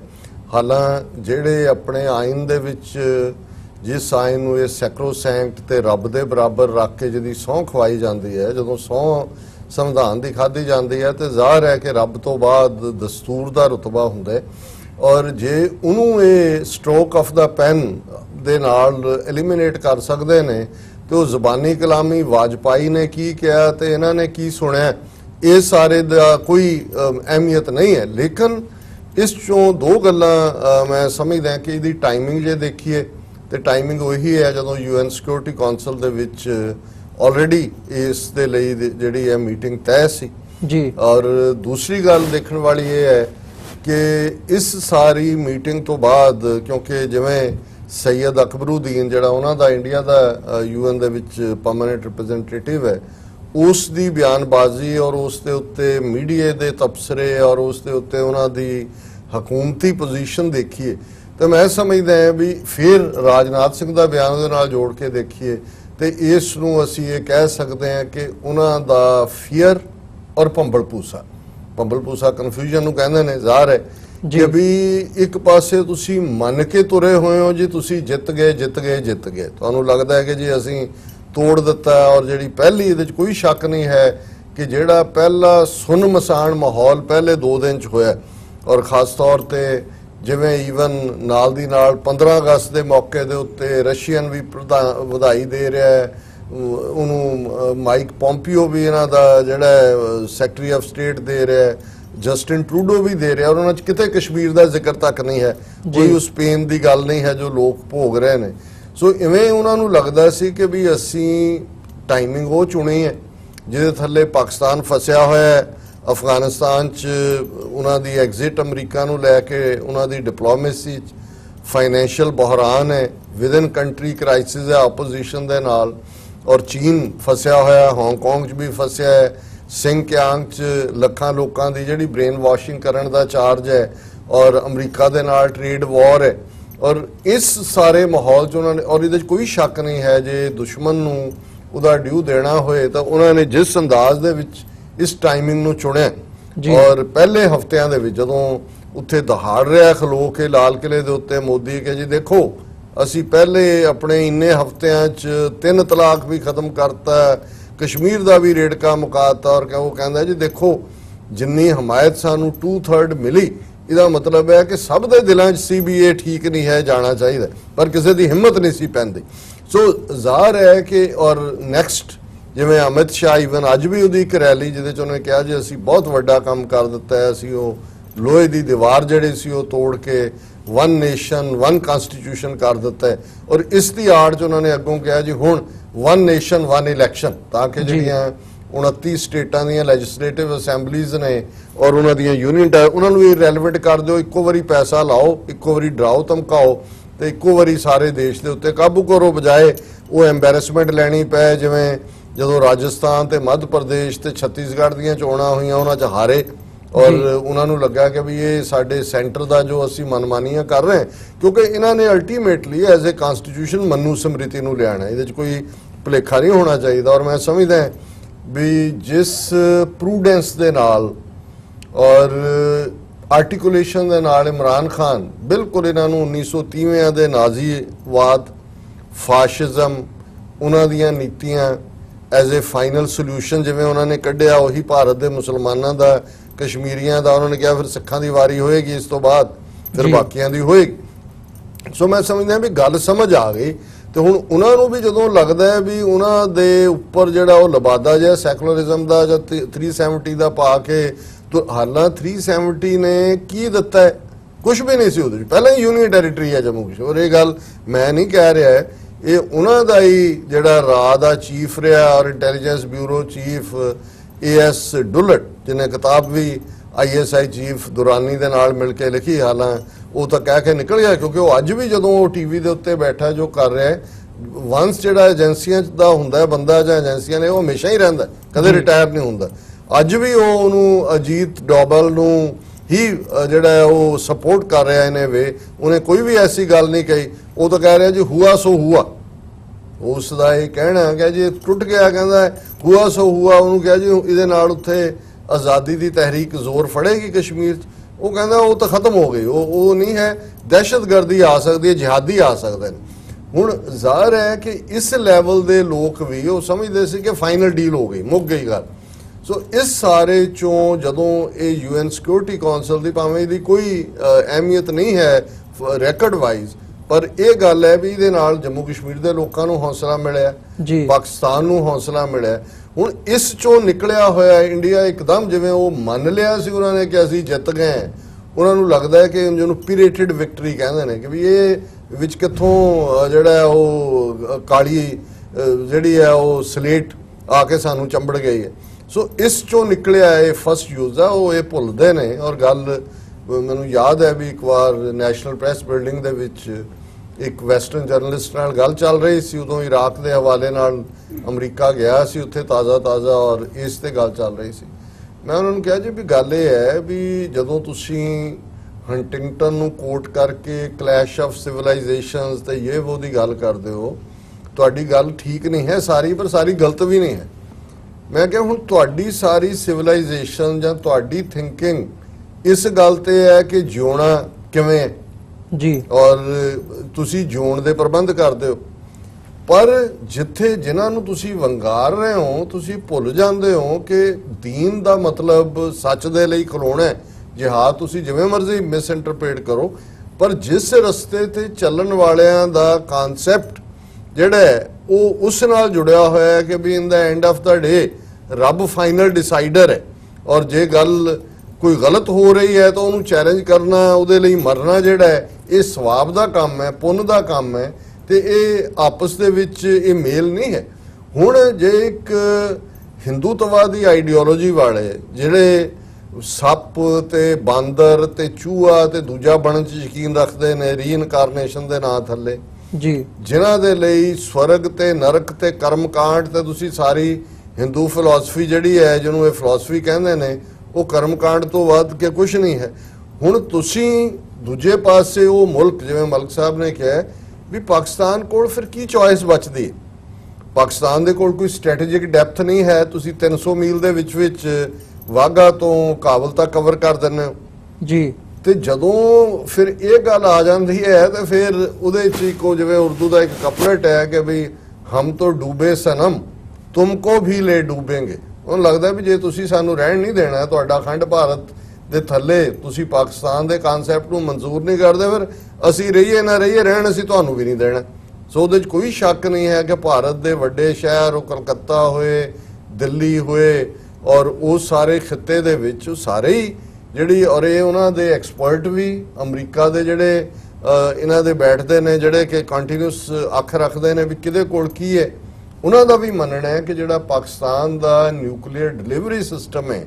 ਉਹ ਬੈਟਰ ਹੈ ਭਾਰਤ ਦੇ ਨਾਲੋਂ।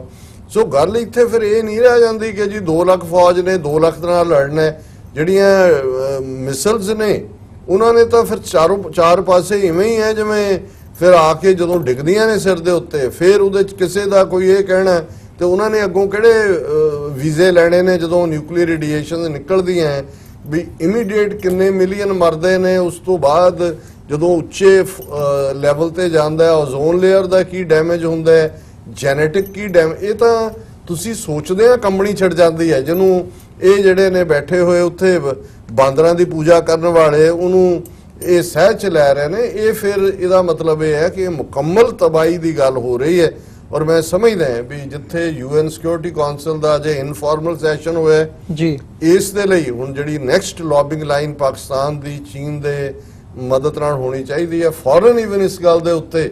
UN security council proper session ਹੋਣਾ ਚਾਹੀਦਾ ਕਿ ਵੀ ਇਹ ਨਿਊਕਲੀਅਰ ਵਾਰ ਦੀ ਇਹਨਾਂ ਨੇ ਘੰਟੀ ਵਜਾਈ ਹੈ ਜਦੋਂ ਇਹਨਾਂ ਨੇ ਕਿਹਾ ਜੀ ਅਸੀਂ ਉਸ ਤੋਂ ਵੀ ਮੁੱਕਰ ਰਹੇ ਹਾਂ, 370 ਤੋਂ ਤਾਂ ਮੁੱਕ ਰਹੇ ਨੇ, ਕਿਉਂਕਿ ਇਹਦੇ ਨਾਲ, ਔਰ ਇਹ ਗੱਲ ਸਿਰਫ ਕਸ਼ਮੀਰ ਦੀ ਜਾਂ 2 ਮੁਲਕਾਂ ਦੀ ਨਹੀਂ ਹੈ, ਮੈਂ ਬਤੌਰੇ ਸਿੱਖ ਐਕਟਿਵਿਸਟ, ਮੇਰੀ ਕੌਮ, ਮੇਰੀ ਸਿਵਲਾਈਜੇਸ਼ਨ ਦੋਵੇਂ ਪਾਸੇ ਜਦੋਂ ਅਸੀਂ ਦੇਖਦੇ ਵੀ ਇੱਕ ਪਾਸੇ ਤਾਂ ਇਹ ਕੈਲਕੂਲੇਸ਼ਨਸ ਹੋਣਗੀਆਂ ਕਿ ਜੇ ਹੋ ਜਾਂਦਾ ਹੈ ਸਾਰਾ ਤੇ ਕਿਹਦੇ ਕਿੰਨੇ ਮਰਨਗੇ, ਸਾਡਾ ਤਾਂ ਸਭ ਕੁਝ ਹੀ ਜਾਂਦਾ ਹੈ, ਕਿਉਂਕਿ ਬਾਕੀਆਂ ਦੇ ਲਈ ਜਿਹੜਾ ਹੈ ਉਹ ਕਿਤੇ ਨਾ ਕਿਤੇ ਤਹਫੁਜ਼ ਹੋਏਗਾ ਕਿ ਜੀ ਬਾਕੀ ਥਾਂ ਵੀ ਉਹਨਾਂ ਦੀ ਆਬਾਦੀ ਸਾਡਾ ਕੀ ਹੈ,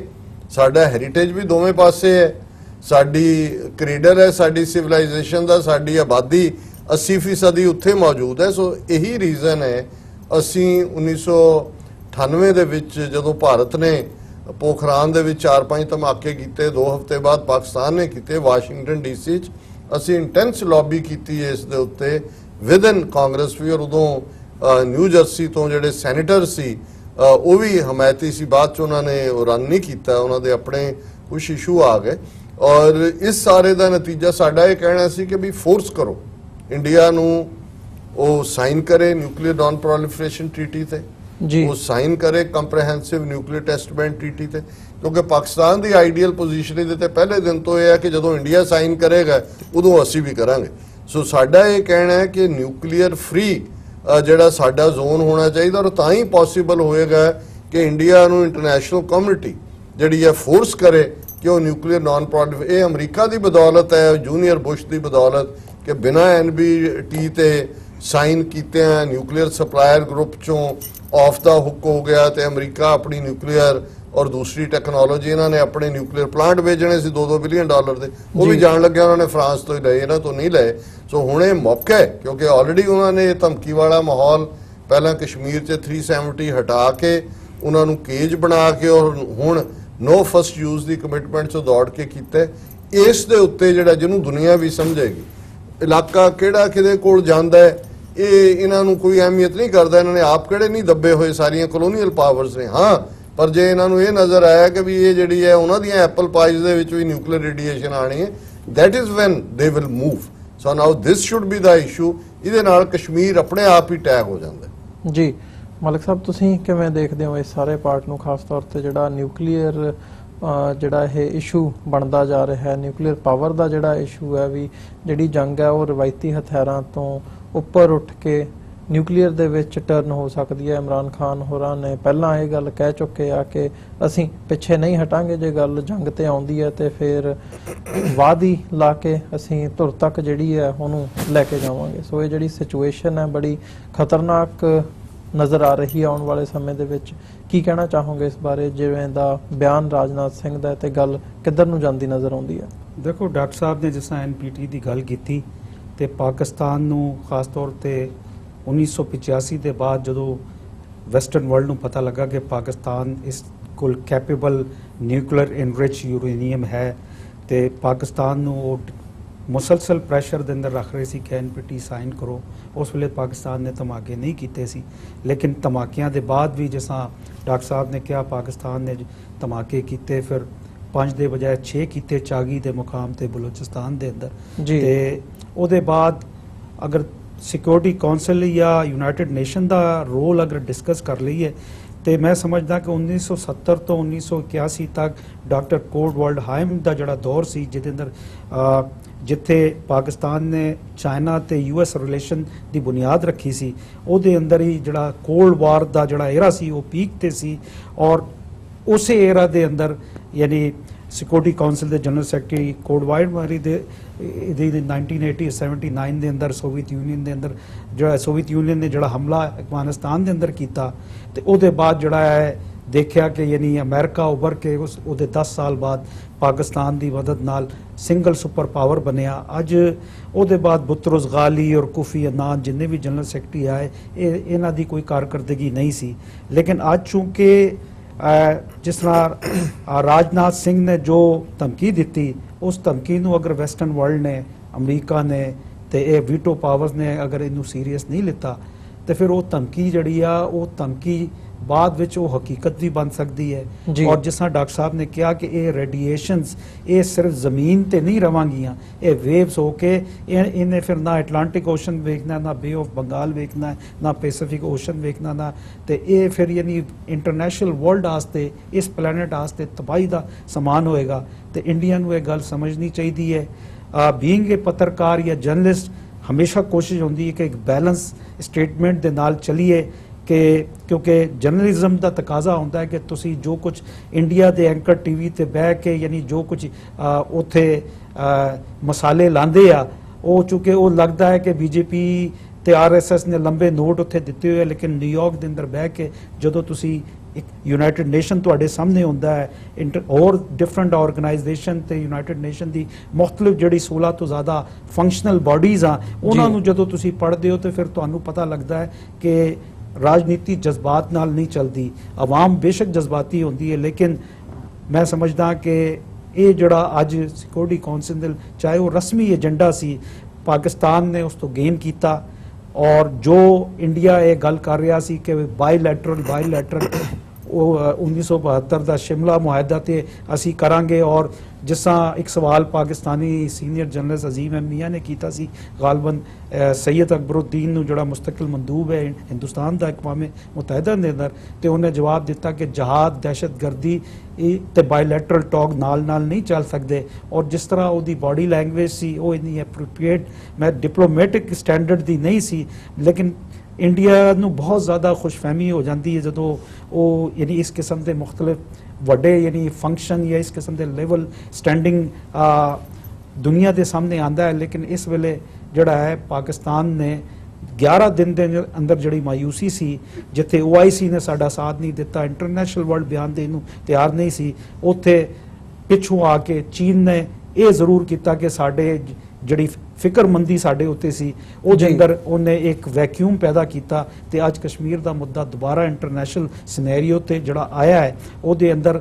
ਮੈਂ ਸਮਝਦਾ ਕਿ ਪਾਕਿਸਤਾਨ ਦੇ ਡਿਪਲੋਮੇਟ ਵੀ, ਹਾਲਾਂਕਿ ਮੈਂ ਅਕਸਰ ਤਨਕੀਦ ਕਰਦਾ ਲੇਕਿਨ ਉਹਨਾਂ ਡਿਪਲੋਮੇਟ ਵੀ, ਪਾਕਿਸਤਾਨ ਮਿਸ਼ਨ, ਡਾਕਟਰ ਮਲਿਆ ਲੋਧੀ, ਪਾਕਿਸਤਾਨ ਦਾ ਫੋਰਨ ਮਿਨਿਸਟਰ ਤੇ ਪਾਕਿਸਤਾਨ ਦੀ ਹਕੂਮਤ, ਤੇ ਮੈਂ ਸਮਝਦਾ ਕਿ ਇਹਨਾਂ ਦਾ ਜਿਹੜਾ ਸਬਰ ਸੀ ਉਹ ਕਾਬਲੇ ਤਾਰੀਫ ਹੈ। ਤੇ ਅਗਰ ਅਸੀਂ ਇੰਡੀਆ ਚਾਹੁੰਦਾ ਹੈ ਕਿ ਉਸ ਖਿੱਤੇ ਦੇ ਅੰਦਰ ਅਮਨ ਰਹੇ, ਤੇ ਇੰਡੀਆ ਜਿਹੜੀ ਹੈ ਇਹਨੇ ਸਪੈਸ਼ਲ ਸਟੇਟਸ ਰਿਵੋਕ ਕੀਤਾ ਹੈ। ਹੁਣ ਇਹ ਮਸਲਾ ਕਸ਼ਮੀਰੀਆਂ ਵਾਸਤੇ ਨਹੀਂ ਰਿਹਾ, ਪਾਕਿਸਤਾਨ ਵਾਸਤੇ ਨਹੀਂ ਰਿਹਾ, ਹੁਣ ਉੱਥੇ ਜਾਂ ਤੇ ਪਲੇਬਸਾਈਟ ਹੋਏਗਾ ਜਾਂ ਰੈਫਰੈਂਡਮ ਜਿਹੜਾ ਹੈ ਉਹੀ ਹੋਏਗਾ। ਇੰਡੀਆ ਉਸ ਤੋਂ ਜਿੰਨੀ ਜਾਨ ਛੁੜਾ ਲੇ, ਲੇਕਿਨ ਮੈਂ ਸਮਝਦਾ ਕਿ ਆਉਣ ਵਾਲਾ ਵਕਤ ਜਿਹੜਾ ਹੈ ਉਹ ਇਸੇ ਡਗਰ ਤੇ ਚਲੇਗਾ, ਔਰ ਅਮਰੀਕਾ ਵੀ ਮੁਸਤਕਬਲ ਦੇ ਅੰਦਰ ਜਿਹੜਾ ਹੈ ਜਦੋਂ ਦੇਖੇਗਾ ਤੇ ਉਹ ਵੀ ਯਾਨੀ ਨਾ ਸ਼ਟਲ ਬੈਕਡੋਰ ਡਿਪਲੋਮੇਸੀ ਦੇ ਜ਼ਰੀਏ ਇਸ ਗੱਲ ਦਾ ਵਧਾਵਾ ਦੇਗਾ। ਜੀ ਡਾਕਟਰ ਸਾਹਿਬ, ਅਖੀਰਲਾ ਸਵਾਲ ਜਿਵੇਂ ਮਲਿਕ ਸਾਹਿਬ ਨੇ ਉਹ ਕੀਤੀ ਹੈ ਵੀ ਸੋਲੂਸ਼ਨ ਵੀ ਹੁਣ ਰੈਫਰੈਂਡਮ ਤੇ ਪਲੇਬਸਾਈਟ ਹੀ ਹੈ, ਤੇ ਆਉਣ ਵਾਲੇ ਸਮੇਂ ਦੇ ਵਿੱਚ ਕਿੰਨੀਆਂ ਕੁ ਸੰਭਾਵਨਾਵਾਂ ਨਜ਼ਰ ਆਉਂਦੀਆਂ ਨੇ ਜਿਹੜੀ ਚੀਜ਼ 72 ਸਾਲਾਂ 'ਚ ਪਿਛਲੇ ਨਹੀਂ ਹੋ ਸਕੀ ਵੀ ਇੰਡੀਆ ਹੁਣ ਉਹਦੇ ਤੇ ਆ ਸਕਦਾ ਜੇ ਇਹ ਪ੍ਰੈਸ਼ਰ ਯੂਨਾਈਟਿਡ ਨੇਸ਼ਨਸ ਦਾ ਬਿਲਡ ਹੁੰਦਾ? ਦੇਖੋ, ਇਹ ਗੱਲ ਮੈਂ ਬੜੀ ਸੀਰੀਅਸਨੈਸ ਨਾਲ ਕਹਿਣੀ ਚਾਹੁੰਦਾ ਵੀ ਜਿਸ ਤਰ੍ਹਾਂ ਆਰਟੀਕਲ 370 ਦਾ ਐਬਰੋਗੇਟ ਕਰਨਾ ਜਾਂ ਸਕ੍ਰੈਪ ਕਰਨਾ ਪਾਕਿਸਤਾਨ ਦੇ ਲਈ ਵੀ ਇੱਕ ਲਾਈਕ ਸ਼ੈਲ ਸ਼ੌਕ ਸੀ, ਉਸ ਲਈ ਤਿਆਰ ਨਹੀਂ ਸੀ। ਮੈਂ ਸਮਝਦਾ ਹਾਂ ਵੀ ਇਹ ਸਾਡੀਆਂ ਧਿਰਾਂ ਵੱਲੋਂ ਵੀ ਜਦੋਂ ਮੇਰੇ ਤੋਂ ਇਹ ਪੁੱਛਿਆ ਜਾਂਦਾ ਹੈ ਕਦੇ ਵੀ ਕਿ ਕੀ Kashmir between India and Pakistan ਹੈ ਜਾਂ ਇੰਡੀਪੈਂਡੈਂਟ ਕਸ਼ਮੀਰ ਦੀ ਗੱਲ ਵੀ, ਔਰ ਅਸੀਂ ਰੈਲੀ 'ਚ ਵੀ ਦੇਖਦੇ ਹਾਂ ਕਿਉਂਕਿ ਅਸੀਂ ਕੱਲ੍ਹ ਦੀ ਰੈਲੀ 'ਚ ਵੀ ਜਦੋਂ ਕਿਸੇ ਨੇ ਕਸ਼ਮੀਰ ਬਣੇਗਾ ਪਾਕਿਸਤਾਨ ਕਿਹਾ ਤੇ ਨਾਲ ਹੀ ਦੋ ਨੇ ਇਤਰਾਜ਼ ਕਰਨ ਵਾਲੀ ਗੱਲ ਵੀ ਕੀਤੀ। ਸੋ ਮੈਂ ਇਹ ਸਮਝਦਾ ਹਾਂ ਵੀ ਜੇ ਅਸੀਂ ਮੰਨ ਲਈਏ ਜਿਹੜੀ ਕਿ ਆਈਡੀਅਲ ਸਿਚੁਏਸ਼ਨ, ਜਦੋਂ ਅਸੀਂ UN ਸਿਕਿਉਰਿਟੀ ਕਾਉਂਸਲ ਰੈਜ਼ੋਲੂਸ਼ਨਸ ਦੀ ਗੱਲ ਵੀ ਕਰਦੇ ਹਾਂ ਜੀ, ਸਿਕਿਉਰਿਟੀ ਕਾਉਂਸਲ ਰੈਜ਼ੋਲੂਸ਼ਨਸ ਦੋਨੋਂ ਪਾਸਿਓਂ ਜਿਹੜਾ ਆਜ਼ਾਦ ਕਸ਼ਮੀਰ ਹੈ ਔਰ ਇਧਰ ਹੈ ਉੱਥੋਂ ਫੌਜ ਹਟਾ ਕੇ ਲੋਕਾਂ ਨੂੰ ਕੰਪਲੀਟ ਕਸ਼ਮੀਰ ਜਿਹੜਾ ਪ੍ਰੀ 47 ਪੀਰੀਅਡ ਸੀ ਜੀ ਉਸ ਦੀ ਪਲੇਬਸਾਈਟ ਦੀ ਗੱਲ ਕਰਦੇ। ਸੋ ਇਸ ਭੁਲੇਖੇ 'ਚ ਨਹੀਂ ਰਹਿਣਾ ਚਾਹੀਦਾ ਕਿ ਵੀ, ਔਰ ਉਹਦੇ 'ਚ ਜਿਵੇਂ ਡਿਸਕਸ਼ਨ 'ਚ ਵੀ ਆਇਆ ਕਿ ਚਾਈਨਾ ਦੇ ਕੋਲ ਵੀ ਉਸ ਦੀ ਟੈਰੀਟਰੀ ਹੈ, 16% ਤੋਂ ਕਿਤੇ 23% ਆਉਂਦਾ, ਕਿਤੇ 27% ਆਉਂਦਾ ਜੀ, ਜੇ ਉਹਨੂੰ ਵੀ ਕੱਢ ਦਿਓ ਤੁਸੀਂ। ਸੋ ਜਿਹੜੇ ਪਾਕਿਸਤਾਨ ਦੇ ਕੋਲ, ਪਾਕਿਸਤਾਨ ਦੇ ਲਈ ਹੋਰ ਵੀ ਅਹਿਮੀਅਤ ਵਾਲੀ ਗੱਲ ਹੋ ਜਾਂਦੀ ਹੈ ਕਿਉਂਕਿ ਇਹਨਾਂ ਨੂੰ as a second blue print ਆਪਣੀ ਤਿਆਰੀ ਕਰਨੀ ਚਾਹੀਦੀ ਹੈ। ਮੈਂ ਇਹ ਗੱਲ ਇਸ ਗੱਲ ਲਈ ਮੈਂਸ਼ਨ ਕਰ ਰਿਹਾ, ਹਾਲਾਂ ਜਿਹੜੇ ਇਸ ਪੱਖ ਤੋਂ ਤੁਸੀਂ ਲੌਂਗ ਜਿਹੜਾ ਫਾਰਸਾਈਟਡਲੀ ਜੇ ਦੇਖੋਗੇ, ਜੇ ਇਹਨੂੰ ਆਰਟੀਕਲ 370 ਨੂੰ ਚੈਲੰਜ ਨਾ ਕੀਤਾ ਜਾਂਦਾ ਜਾਂ ਇਹਨਾਂ ਦੀ ਜਿਹੜੀ ਪੋਜੀਸ਼ਨ ਹੈ ਇੰਡੀਆ ਦੀ ਹੋ ਜਾਂਦਾ next Indus water treaty scrapping ਦੀ ਗੱਲ। ਔਰ ਪਾਕਿਸਤਾਨ ਦੇ ਲਈ ਜੇ ਇੰਡੀਆ UN ਸਿਕਿਉਰਿਟੀ ਕਾਉਂਸਲ ਵਾਲੇ ਸਟੇਟਸ ਨੂੰ ਅਨਡੂ ਕਰ ਸਕਦਾ ਹੈ ਤੇ ਇੰਡਸ ਵਾਟਰ ਟ੍ਰੀਟੀ ਤਾਂ ਵਰਲਡ ਬੈਂਕ ਨੇ ਦੇ ਥੱਲੇ ਸਾਈਨ ਕਰਵਾਈ ਹੋਈ ਹੈ, ਉਹਦੀ ਕੋਈ ਇੰਟਰਨੈਸ਼ਨਲ ਚਾਰਟਰ ਥੱਲੇ ਵੀ ਨਹੀਂ ਆਉਂਦਾ ਹੈ। ਸੋ ਮੈਂ ਸਮਝਦਾ ਹਾਂ ਵੀ ਈਵਨ ਇਸ ਗੱਲ ਦਾ ਵੀ ਧਿਆਨ ਰਿਹਾ ਵੀ ਕੱਲ ਨੂੰ ਇਹ ਈਵਨ ਜਿਹੜਾ ਪਾਕਿਸਤਾਨ ਦੇ ਨਾਲ ਇਲਹਾਕ ਵਾਲਾ ਆਜ਼ਾਦ ਕਸ਼ਮੀਰ ਹੈ ਉਸ ਦੇ ਬਾਰੇ ਪਾਕਿਸਤਾਨ ਦੀ ਕੀ ਨੀਤੀ ਹੋਏਗੀ ਜੇ ਆਲ ਆਫ ਅ ਸਡਨ ਹੁੰਦਾ ਹੈ ਕਿ ਜੀ ਠੀਕ ਹੈ ਜਿਹਦੀ ਕੋਈ ਪੋਸਿਬਿਲਿਟੀ ਮੈਨੂੰ ਨਹੀਂ ਨਜ਼ਰ ਆਉਂਦੀ ਕਿਉਂਕਿ ਮੈਂ ਇਹ ਸਮਝਦਾ ਵੀ ਜਿਹੜੇ ਆਜ਼ਾਦ ਕਸ਼ਮੀਰ 'ਚ ਨੇ ਉੱਥੇ ਕੋਈ ਮੂਵਮੈਂਟ ਤਾਂ ਨਹੀਂ ਚੱਲ ਰਹੀ ਕਿ ਵੀ ਉਹ ਪਾਕਿਸਤਾਨ ਦੇ ਨਾਲ ਖੁਸ਼ ਨਹੀਂ ਨੇ ਲੇਕਿਨ ਇੰਡੀਆ ਫਿਊਚਰ ਦੇ ਵਿੱਚ ਇਸ ਕਿਸਮ ਦੀ ਗੱਲ ਵੀ ਅੱਗੇ ਲਿਆ ਸਕਦਾ ਹੈ ਸੋ ਉਹਦੇ 'ਚ ਕੀ ਹੋਏਗਾ ਇਸ ਲਈ ਜਦੋਂ ਮੈਂ ਕਹਿੰਦਾ ਵੀ ਅਲਟੀਮੇਟਲੀ ਕੀ ਹੋਏਗਾ ਜਦੋਂ ਤੱਕ ਕਸ਼ਮੀਰੀ ਖੜੇ ਨੇ ਆਪਣੇ ਹੱਕਾਂ ਲਈ ਔਰ ਜਦੋਂ ਇੱਕ ਤਬਕਾ ਈਵਨ ਪਾਕਿਸਤਾਨ ਜਿੱਥੇ ਵੀ ਕੱਲ ਇੱਕ ਮੀਟਿੰਗ ਦੇ ਵਿੱਚ ਇੱਕ ਨੇ ਕਿਹਾ ਜੀ ਉਹ ਜੰਮੂ ਉਧਰ ਚਲਾ ਗਿਆ ਲਦਾਖ ਉਧਰ ਬਣ ਗਿਆ ਨਹੀਂ ਇਹ ਗੱਲ ਠੀਕ ਨਹੀਂ ਹੈ ਜਿਵੇਂ ਮੈਂ ਪਹਿਲਾਂ ਵੀ ਕਿਹਾ ਸੀ ਜਦੋਂ ਅਸੀਂ Jammu Kashmir as a unit ਗੱਲ ਕਰਦੇ ਹਾਂ 22 ਜ਼ਿਲ੍ਹੇ ਨੇ ਜੰਮੂ ਕਸ਼ਮੀਰ ਦੇ 16 ਜ਼ਿਲ੍ਹੇ ਜਿਹੜੇ ਨੇ 16 ਡਿਸਟ੍ਰਿਕਟ ਮੁਸਲਮਾਨ ਮੈਜੋਰਿਟੀ ਡਿਸਟ੍ਰਿਕਟ ਨੇ ਕੋਈ ਇਹ ਮੰਨ ਲੇ ਕਿ ਜੀ ਜੰਮੂ ਹਿੰਦੂ ਮੈਜੋਰਿਟੀ ਹੋ ਗਿਆ ਲਦਾਖ ਬੁੱਧਿਸਟ ਨਹੀਂ ਉਹਦੇ ਚ ਕਾਰਗਿਲ ਜਿਹੜਾ ਉਹ ਮੁਸਲਮਾਨ ਲਗਭਗ ਬਰਾਬਰ ਨੇ 70ਵੀਂ ਸਦੀ ਦੇ ਲਗਭਗ 69 to 70% ਪੋਪੂਲੇਸ਼ਨ ਹੈ ਸੋ ਮੈਂ ਸਮਝਦਾ ਵੀ ਇਧਰਲੇ ਵੀ ਜਿਹੜੇ ਟ੍ਰਾਈਫਰਕੇਸ਼ਨ ਦੀ ਗੱਲ ਕਰਦੇ ਨੇ ਜੀ ਵੈਲੀ ਸਾਨੂੰ ਫੜਾ ਦਿਓ ਤੇ ਬਾਕੀ ਇਹ ਵੀ ਠੀਕ ਨਹੀਂ ਕਰ ਰਹੇ ਕਿਉਂਕਿ ਤੁਸੀਂ 35-40% ਜਿਹੜੇ ਬਾਕੀ ਮੁਸਲਮਾਨ ਦੋਨੋਂ ਰੀਜਨਸ 'ਚ ਨੇ ਉਹਨਾਂ ਨੂੰ ਤੁਸੀਂ ਉਹਨਾਂ ਦੇ ਵੋਲਵਸ ਦੇ ਸਾਹਮਣੇ ਹਿੰਦੂ ਤਵੀਆਂ ਦੇ ਸਾਹਮਣੇ ਸੁੱਟ ਰਹੇ ਹੋ ਸੋ ਮੈਂ ਸਮਝਦਾ ਵੀ ਇੱਕ ਪਾਰਟ ਜਿਵੇਂ ਮਲਕ ਸਾਹਿਬ ਨੇ ਕਿਹਾ ਬਾਹਰ ਹੁੰਦਾ ਹੈ ਤੁਹਾਡਾ ਪਬਲਿਕ ਪੋਸਚਰ ਹੁੰਦਾ ਹੈ ਇੱਕ ਤੁਹਾਡਾ ਅੰਦਰ ਬੈਠ ਕੇ ਤੁਹਾਡੀ ਸਟ੍ਰੈਟਜੀ ਹੁੰਦੀ ਹੈ ਕਿ ਵੀ ਤੁਹਾਡਾ ਬਲੂਪ੍ਰਿੰਟ ਕੀ ਹੈ ਪਲਾਨ 1 ਪਲਾਨ 2 ਕੱਲ ਨੂੰ ਪਲੇਬਸਾਈਡ ਦੀ ਗੱਲ ਹੁੰਦੀ ਹੈ ਦੋਨੋਂ ਪਾਸਿਓਂ ਵਿਦਡਰਾਅਲ ਦੀ ਗੱਲ ਹੁੰਦੀ ਹੈ ਕਿ ਪਾਕਿਸਤਾਨ ਕੰਪਲਾਈ ਕਰੇਗਾ ਜੇ ਕੰਪਲਾਈ ਕਰੇਗਾ ਤੇ ਉਹਦੇ ਨਾਲ ਉਹਦੇ ਕੋਲ ਕੀ ਹੈ ਆਪਣਾ ਦੇਣ ਦਾ ਜੇ ਉਹ ਕਹਿਣ ਜੀ ਨਹੀਂ ਇਹ choice between India and Pakistan ਹੈ ਉਹੀ ਕਸ਼ਮੀਰ ਦੇ ਲੋਕ ਜਿਹੜੇ ਅੱਜ ਉਧਰ ਖੜੇ ਨੇ ਉਹ ਤੁਹਾਡੇ ਖਿਲਾਫ ਵੀ ਭੁਗਤ ਸਕਦੇ ਨੇ ਸੋ ਇਸ ਨੂੰ ਜਿਹੜਾ ਹੈ ਉਹ ਗੰਭੀਰਤਾ ਦੇ ਨਾਲ ਦੇਖਣਾ ਚਾਹੀਦਾ ਇਸ ਸਟੇਜ ਦੇ ਉੱਤੇ ਤਾਂ ਜਿਹੜਾ ਉਹਨਾਂ ਨੇ ਉੱਥੇ ਇਨਫੋਰਮੇਸ਼ਨ ਬਲੈਕ ਹੋਲ ਲਾਇਆ ਹੋਇਆ ਹੈ ਕਸ਼ਮੀਰ ਚੋਂ ਸਾਰੀਆਂ ਪਾਬੰਦੀਆਂ ਹਟਾ ਕੇ ਲੋਕਾਂ ਨੂੰ ਜਿਹੜੇ ਉਹਨਾਂ ਦੇ ਮੁੱਢਲੇ ਹੱਕ ਨੇ ਇਬਾਦਤ ਦੇ ਵੱਡੀਆਂ ਮਸਜਿਦਾਂ ਬੰਦ ਪਈਆਂ ਨੇ ਸ਼ਹਿਰਾਂ 'ਚ ਉਹਨਾਂ ਨੂੰ ਕੋਈ ਅਲਾਉ ਨਹੀਂ ਕਰਦੇ ਹੈ ਉਹਨਾਂ ਦੇ ਮੁੱਢਲੇ ਹੱਕ ਨਹੀਂ ਨੇ ਉਹਨਾਂ ਦੀ ਪੋਲੀਟੀਕਲ ਲੀਡਰਸ਼ਿਪ ਪਰ ਮੈਨੂੰ ਇਹ ਲੱਗਦਾ ਵੀ ਇੰਡੀਆ ਦਾ ਜਿਹੜਾ ਨੈਕਸਟ ਸਟੈਪ ਇਸ ਲਾਈਨ ਦੇ ਥੱਲੇ ਹੋਏਗਾ ਵਿਦਨ ਦਾ ਰੀਜਨ ਉਹ ਉੱਥੇ ਲੱਭਣਗੇ ਹੋਰ ਸ਼ੇਖ ਅਬਦੁੱਲਾ ਜਾਂ ਮੁਫਤੀ ਔਰ ਦੂਜੇ ਜਿਹੜੇ ਕਿ ਭੱਜ ਕੇ ਜੰਮੂ ਔਰ ਸ੍ਰੀਨਗਰ ਕਸ਼ਮੀਰ ਦੀਆਂ ਚੋਣਾਂ ਜਿਹੜੀਆਂ ਯੂਨੀਅਨ ਟੈਰੀਟਰੀ ਦੀਆਂ ਹੋਣੀਆਂ ਉਹ ਲੜਨ ਕਿਉਂਕਿ ਉਹਨਾਂ ਨੇ ਪਹਿਲਾਂ ਵੀ ਯੂਨੀਅਨ ਟੈਰੀਟਰੀ ਬਣਾ ਕੇ ਰਨ ਕੀਤਾ ਹੋਇਆ ਔਰ ਜਿਹੜੇ ਜਿਨ੍ਹਾਂ ਕਿਸੇ ਨੂੰ ਯਾਦ ਹੋਏ ਕਿ 1988-99 ਦੇ ਵਿੱਚ ਜਿਹੜੀ ਆਰਮਡ ਸਟਰਗਲ ਉੱਥੇ ਸ਼ੁਰੂ ਹੋਈ ਕੋਈ ਉਹ ਪਾਕਿਸਤਾਨ ਤੋਂ ਗਏ ਹੋਏ ਗਾਜ਼ੀਆਂ ਨੇ ਨਹੀਂ ਉੱਥੇ ਸ਼ੁਰੂ ਕੀਤੀ ਰਿਗ ਤਾਂ ਪਹਿਲੇ ਦਿਨ ਤੋਂ ਕਰਦੇ ਸੀ ਚੋਣਾਂ ਉਹ ਇੰਨੀ ਕਿ ਰਿਗ ਹੋਈ ਲੋਕਾਂ ਦਾ ਈਵਨ ਵਿਸ਼ਵਾਸ ਇੰਡੀਅਨ ਸਿਸਟਮ ਤੋਂ ਟੋਟਲੀ ਟੁੱਟ ਗਿਆ ਹੈ ਪੋਲੀਟੀਕਲ ਸਿਸਟਮ ਤੋਂ ਪਹਿਲਾਂ ਹੀ ਟੁੱਟਾ ਹੋਇਆ ਸੀ ਉਸ ਤੋਂ ਬਾਅਦ ਉੱਥੇ ਮਿਲੀਟੈਂਸੀ ਖੜੀ ਹੋਈ ਸੋ ਹੁਣ ਜੇ ਇਹ ਇਸ ਲੈਵਲ ਤੇ ਜਾ ਕੇ ਇਹਨਾਂ ਨੇ ਆਰਟੀਕਲ 370 ਤੋੜ ਕੇ ਸਾਰੇ ਬੌਂਡ ਆਪੇ ਹੀ ਤੋੜ ਲਏ ਨੇ 370 ਕੋਈ ਇੰਟਰਨੈਸ਼ਨਲ ਅਹਿਮੀਅਤ ਦਾ ਨਹੀਂ ਸੀ ਪਾਕਿਸਤਾਨ ਨੇ ਵੀ ਉਹਨੂੰ ਅਹਿਮੀਅਤ ਨਹੀਂ ਸੀ ਕਦੇ ਦਿੱਤੀ ਹੋਈ ਜਾਂ ਰੈਕਗਨੀਸ਼ਨ ਨਹੀਂ ਸੀ ਦਿੱਤੀ ਉਹ ਬੌਂਡ ਵਿਦ ਇੰਡੀਆ ਸੀ ਪ੍ਰੋ ਇੰਡੀਆ ਲੀਡਰਸ਼ਿਪ ਦਾ ਸੋ ਹੁਣ ਇੱਕ ਤਾਂ ਇਹ ਹੈ ਵੀ ਕਸ਼ਮੀਰੀ ਲੋਕ ਆਪਣੇ ਉਸ ਕਿਸਮ ਦੇ ਰੈਂਟਾ ਮੁਸਲਿਮਸ ਤੋਂ ਰੈਂਟਾ ਕਸ਼ਮੀਰੀ ਜਿਹੜੇ ਉਹਨਾਂ ਨੇ ਖੜੇ ਕਰਨੇ ਨੇ ਉਹਨਾਂ ਤੋਂ ਬਚਾਅ ਕਰਨ ਪਲੱਸ ਪਾਕਿਸਤਾਨ ਦੇਖੇ ਕਿ ਵੀ ਹੁਣ ਇਸ ਦੀਆਂ ਹੋਰ ਕੀ ਬੈਕਅਪਸ ਨੇ ਜਿਹਦੇ ਥੱਲੇ ਇਸ ਨੂੰ ਜਿਹੜਾ ਇੰਟਰਨੈਸ਼ਨਲੀ ਇੰਨੀ ਕਸ਼ਮੀਰੀਆਂ ਦੀ ਕੁਰਬਾਨੀ ਨਾਲ ਗੱਲ ਅੱਗੇ ਆਈ ਹੈ ਇਹ ਹੋਰ ਅੱਗੇ ਤੁਰੇ ਔਰ ਅਲਟੀਮੇਟਲੀ ਕਿਸੇ ਨਾ ਕਿਸੇ ਰੈਜ਼ੋਲੂਸ਼ਨ ਤੱਕ ਪਹੁੰਚੇ ਜੀ ਬਿਲਕੁਲ ਸੋ ਤੁਹਾਡਾ ਦੋਵਾਂ ਦਾ ਬਹੁਤ ਧੰਨਵਾਦ ਤੁਸੀਂ ਸਮਾਂ ਕੱਢਿਆ ਤੇ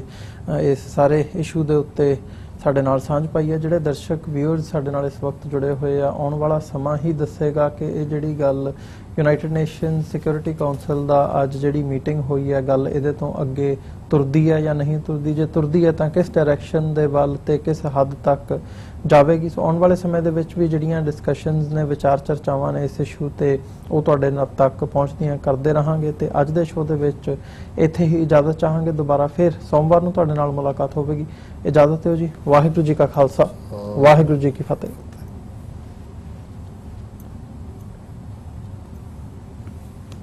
ਇਹ ਮੈਂ